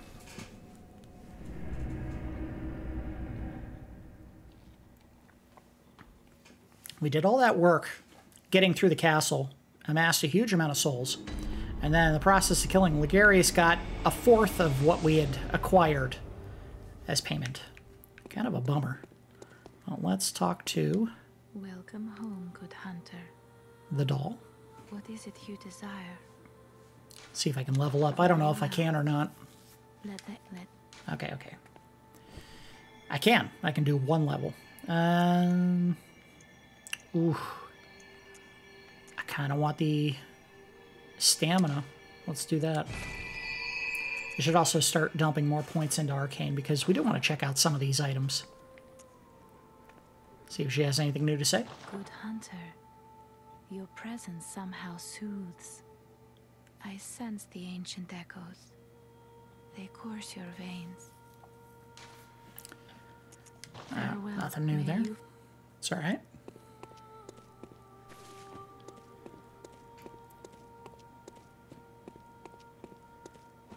See if Gehrman is down here. He is not. Maybe inside.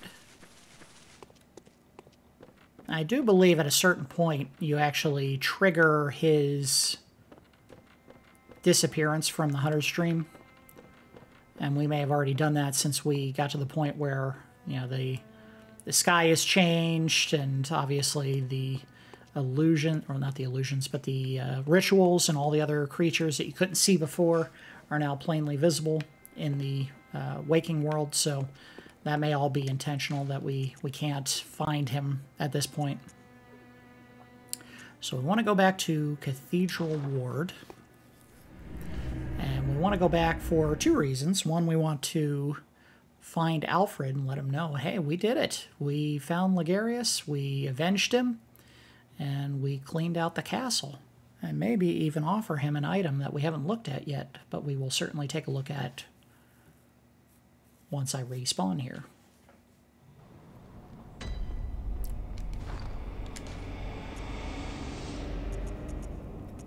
I think it's a key item. It is, yes. Here we go. The Unopened Summons. An old sealed summons. Like the first of its kind, it is an invitation to Cainhurst, but for whom is not known, as it lacks an addressee. So, if the only way to get into the Cainhurst Castle section of the game is to actually have a summons, and to appear at that statue that, you know, the horse-drawn carriage appeared at, is to have that summons in your hand, and this one is not addressed, we now have a way for Alfred to make his way to the castle. I wonder if he'll do anything with that. And would you look at that? The old lady made it back safely. think I mentioned in the previous episode she was going to meet an unsatisfactory end.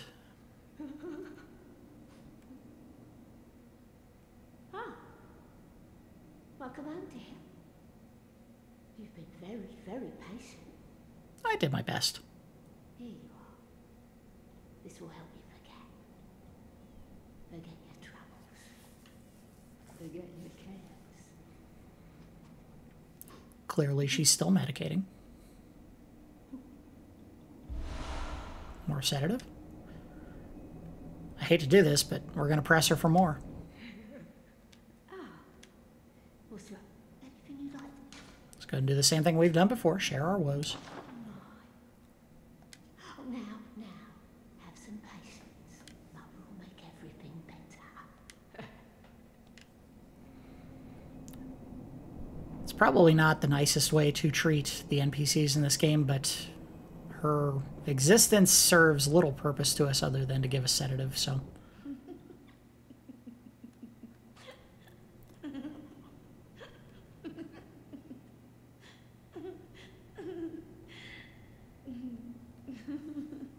It's too bad we can't give sedative out to everyone in here. Probably help calm her down. And of course the suspicious jerk is still going to be suspicious. Ah, your lies spin a web, but I see through your deceit. I did not learn from books. No. I learned it all with my own mind. I'm sure you did, jackass. Alright, so let us make our way to... I'm going to say it's down in the chapel leading to the entrance to Old Yarnum. I know that at one point he had been moved down to the entrance for the Forbidden Woods, but I think that is just to make sure that you talk to him and get the information about what the difference was between the Healing Church and Bergenworth. He's just there for exposition, but I believe he moves back here where we originally found him. So we'll chase him down, give him the good news, and let him know we have a way for him to make it to Cainhurst Castle. Oh boy, what am I doing? Oh, no, you don't. Why am I letting people truck me this late in the game? Come on. Ow! Just sloppy play. Get my blood back. Jerk. So the way that we get back up there is we gotta go to the roof. Or the... not the roof, but the upper balcony of the church. So we gotta go this way. And here come the dogs. Now why does he get a gun that shoots that far away? And when I shoot my gun, the bullet stops after 20 feet.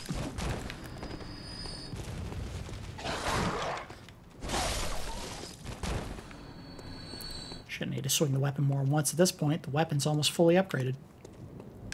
The max level for all your weapons in this game is level 10. And we are, what, 2 levels away?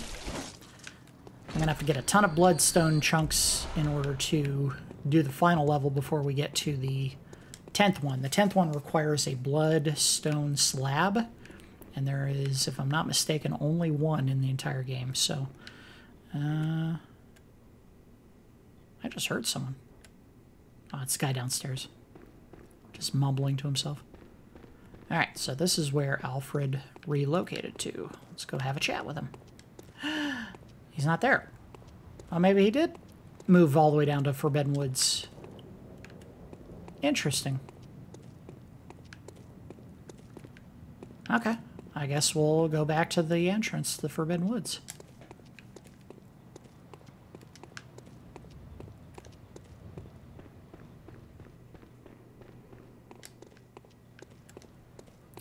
These people have got to be very confused right now because they see a woman who clearly is royalty of some kind running around with a saw blade and a handgun, just trucking fools. And they're confused that someone who is of a royal line would be, A, doing any of that themselves, and B, so strong in the first place. Hi, Amygdala. I don't know if they're all called Amygdala. I think these ones that are just kind of chilling out are actually referred to as lesser Amygdalas, but they're all the same version or same creature. And I think we had talked about this before. They are not what is considered great ones. They are what's considered kin. The difference being, I believe, I might have gotten it reversed, but kin don't bleed that kind of pale, whatever, it's pale blood. I mean, basically, that's what it kind of looks like, right?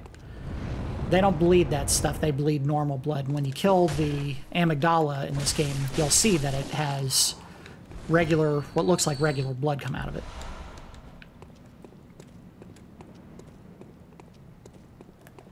I think I'm going the right way. I hope I didn't get mixed up again. Did I? I sure did. Let's go back this way. I think we gotta go back to the big rotunda area here. It's not down that way, it's a side passage there. We gotta go find the Mind Flayer creature. That's where the passage is.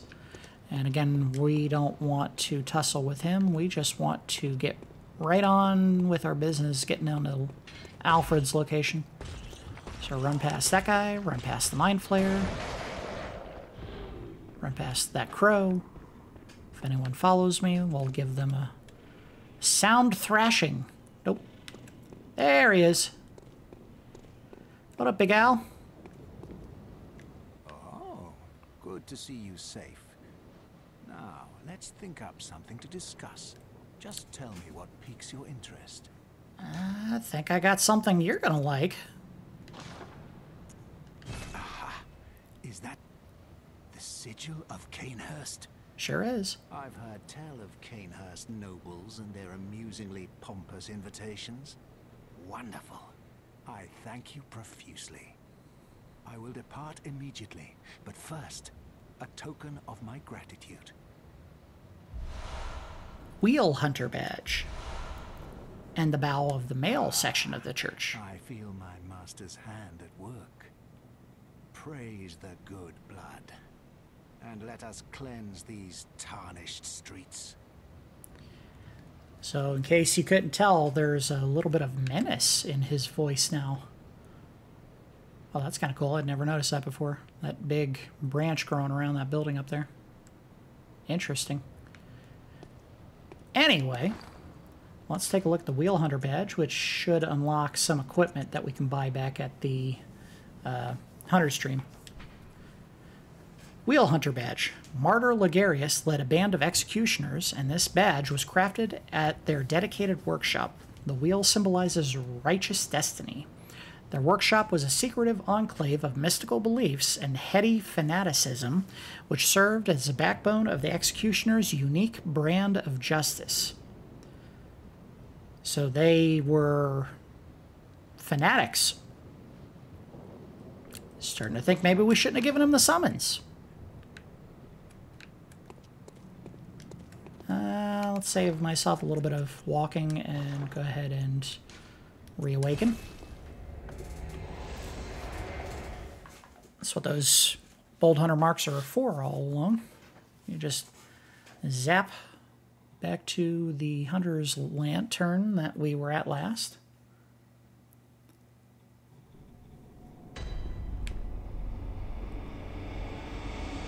And as we had done before, we sent the old lady out to get some sedatives. Just wait a wee bit longer, my little sweet pea. Let's see if this is the time it doesn't work out for her. Yep. Oh, man. There she is.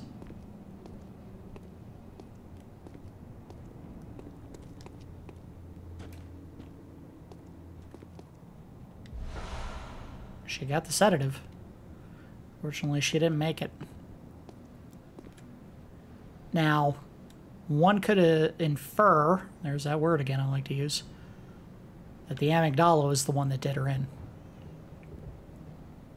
If she went down this way, maybe she went over to this pile of bodies back here, or a body, I guess, tried to search it for sedative, got scooped up by the Amygdala, and they crushed her. I don't think that's where the bodies get placed if they get crushed. I believe it's somewhere more in this area here. But we will move on knowing that unfortunately the old lady has now passed away, and it's our fault. Alright, we got one more thing to do and then we're going to call it an episode.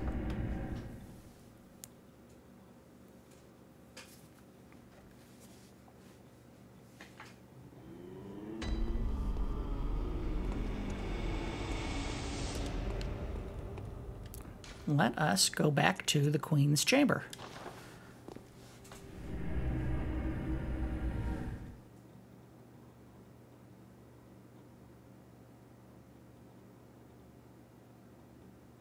Master, look! I've done it! I've done it! Uh-oh. Pounded and grounded this rotten siren into fleshy pink pulp. There, you filthy monstrosity. What good's your immortality now? Try stirring up trouble in this sorry state. All mangled and twisted, with every inside on the outside for all the world to see.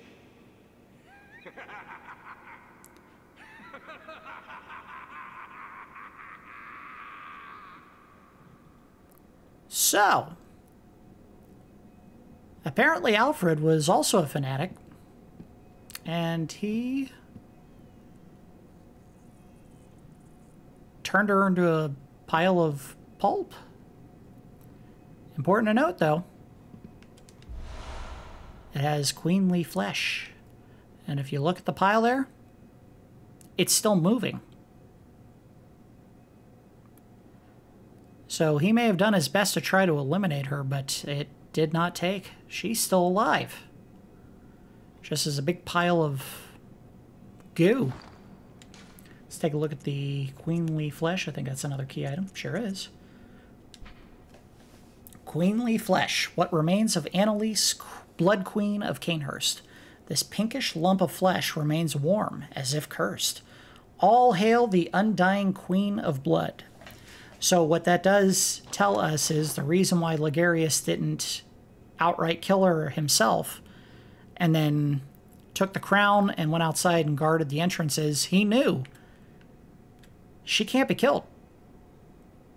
Whatever she had done as part of the partaking in corrupted blood had made her basically immortal, from what we can tell.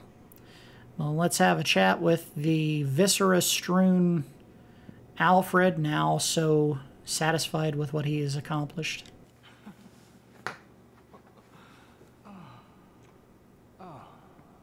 You, is it? Look at this. Thanks to you, I've done it. Well, isn't it wonderful? Now Master can be canonized as a true martyr. I've done it. I have.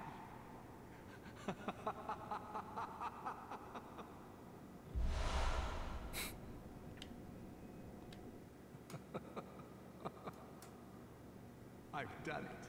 I have.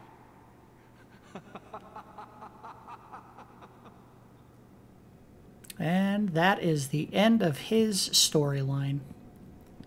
So his big accomplishment in this game is to, quote-unquote, murder the Queen of the Vilebloods, which even that didn't necessarily take.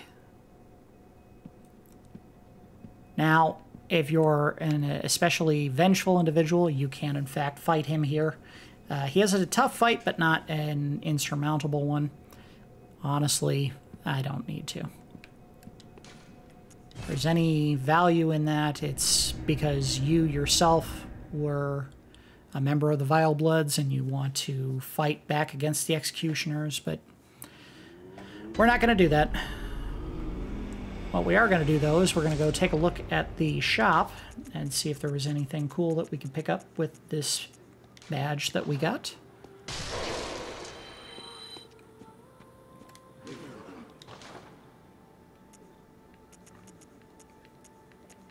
I think we do unlock a weapon and maybe a helmet. Alright. Alright, so the weapon would be... there it is. Legarius's Wheel. Weapon wielded by Martyr Legarius's band of executioners. Used to slaughter the Vilebloods in Cainhurst. Bathed in pools of their blood and forever steeped in their ire. Transformed to release the power of the wheel and manifest their lingering rage in a show of utter brilliance. Oh, sorry. Didn't mean to do that. 13,000. We got enough to buy that. Yep. And maybe a gun. Maybe not. Nope, don't see one there. And that's the... okay, so yeah, there is a helmet there. We may not be able to do it with the cold blood. Let's see if I got enough here. Did I miss something? Where are they? Oh, I can't do it while I'm in the... okay, hold on. Here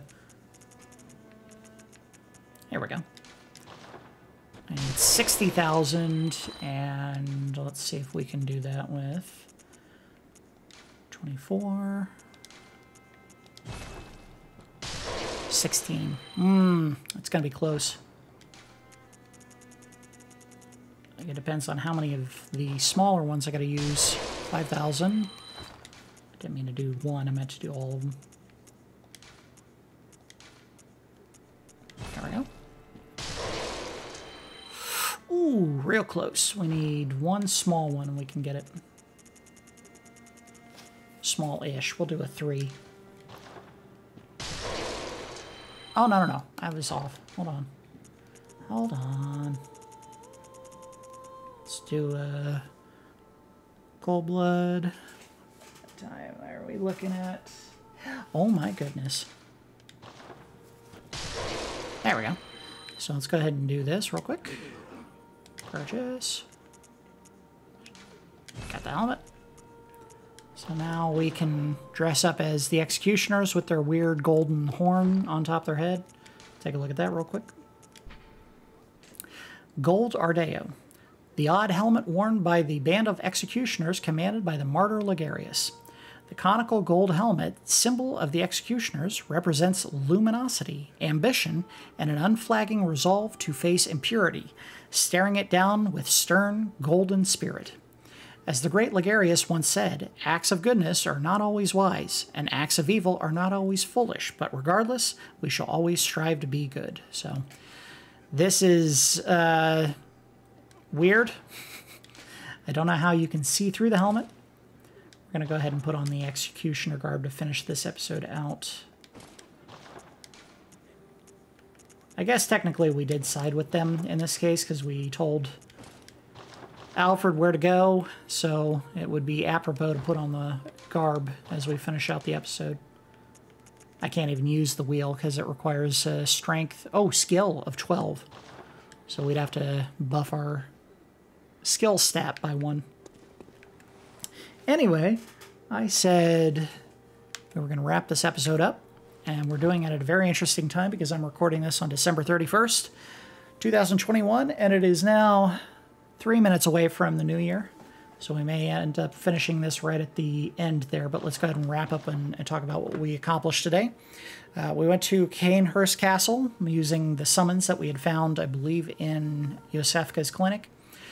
We wandered around, found a lot of opulence, nice statues, fineries all over the tables, nice candelabras and silverware, actual silverware.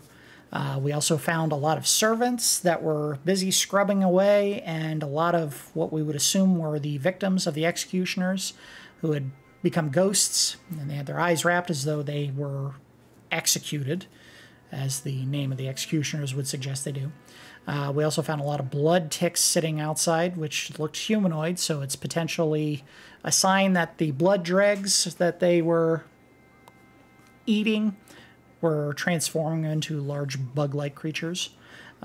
We made our way to the roof of Cainhurst Castle and found out that Legarius, who was the leader of the executioners, had found a crown that was hiding an illusion, and that illusion was the royal chambers of Annalise, Queen of the Vilebloods, and we ended up fighting him and taking that crown from him. We made our way inside. We were given the option of joining the Vilebloods, and we did not do that. We ended up finding an unopened summons, which we took back to Alfred and offered to him. He graciously took it from us, and in a sign of increasing mania, went out and killed Annalise. Didn't just kill her, he pulverized her. He turned her into pulp, basically, from smashing her with his wheel. We also did go back to the old lady. Unfortunately, we took one more sedative from her, and then she chose to go out and find more, and looked like she was killed by the lesser Amygdala that was hanging outside of the building there. So that is going to do it. And Happy New Year. It just turned midnight. Happy 2022, everyone. I think that's going to do it. As always, I do appreciate all of you watching, and I will see you next time.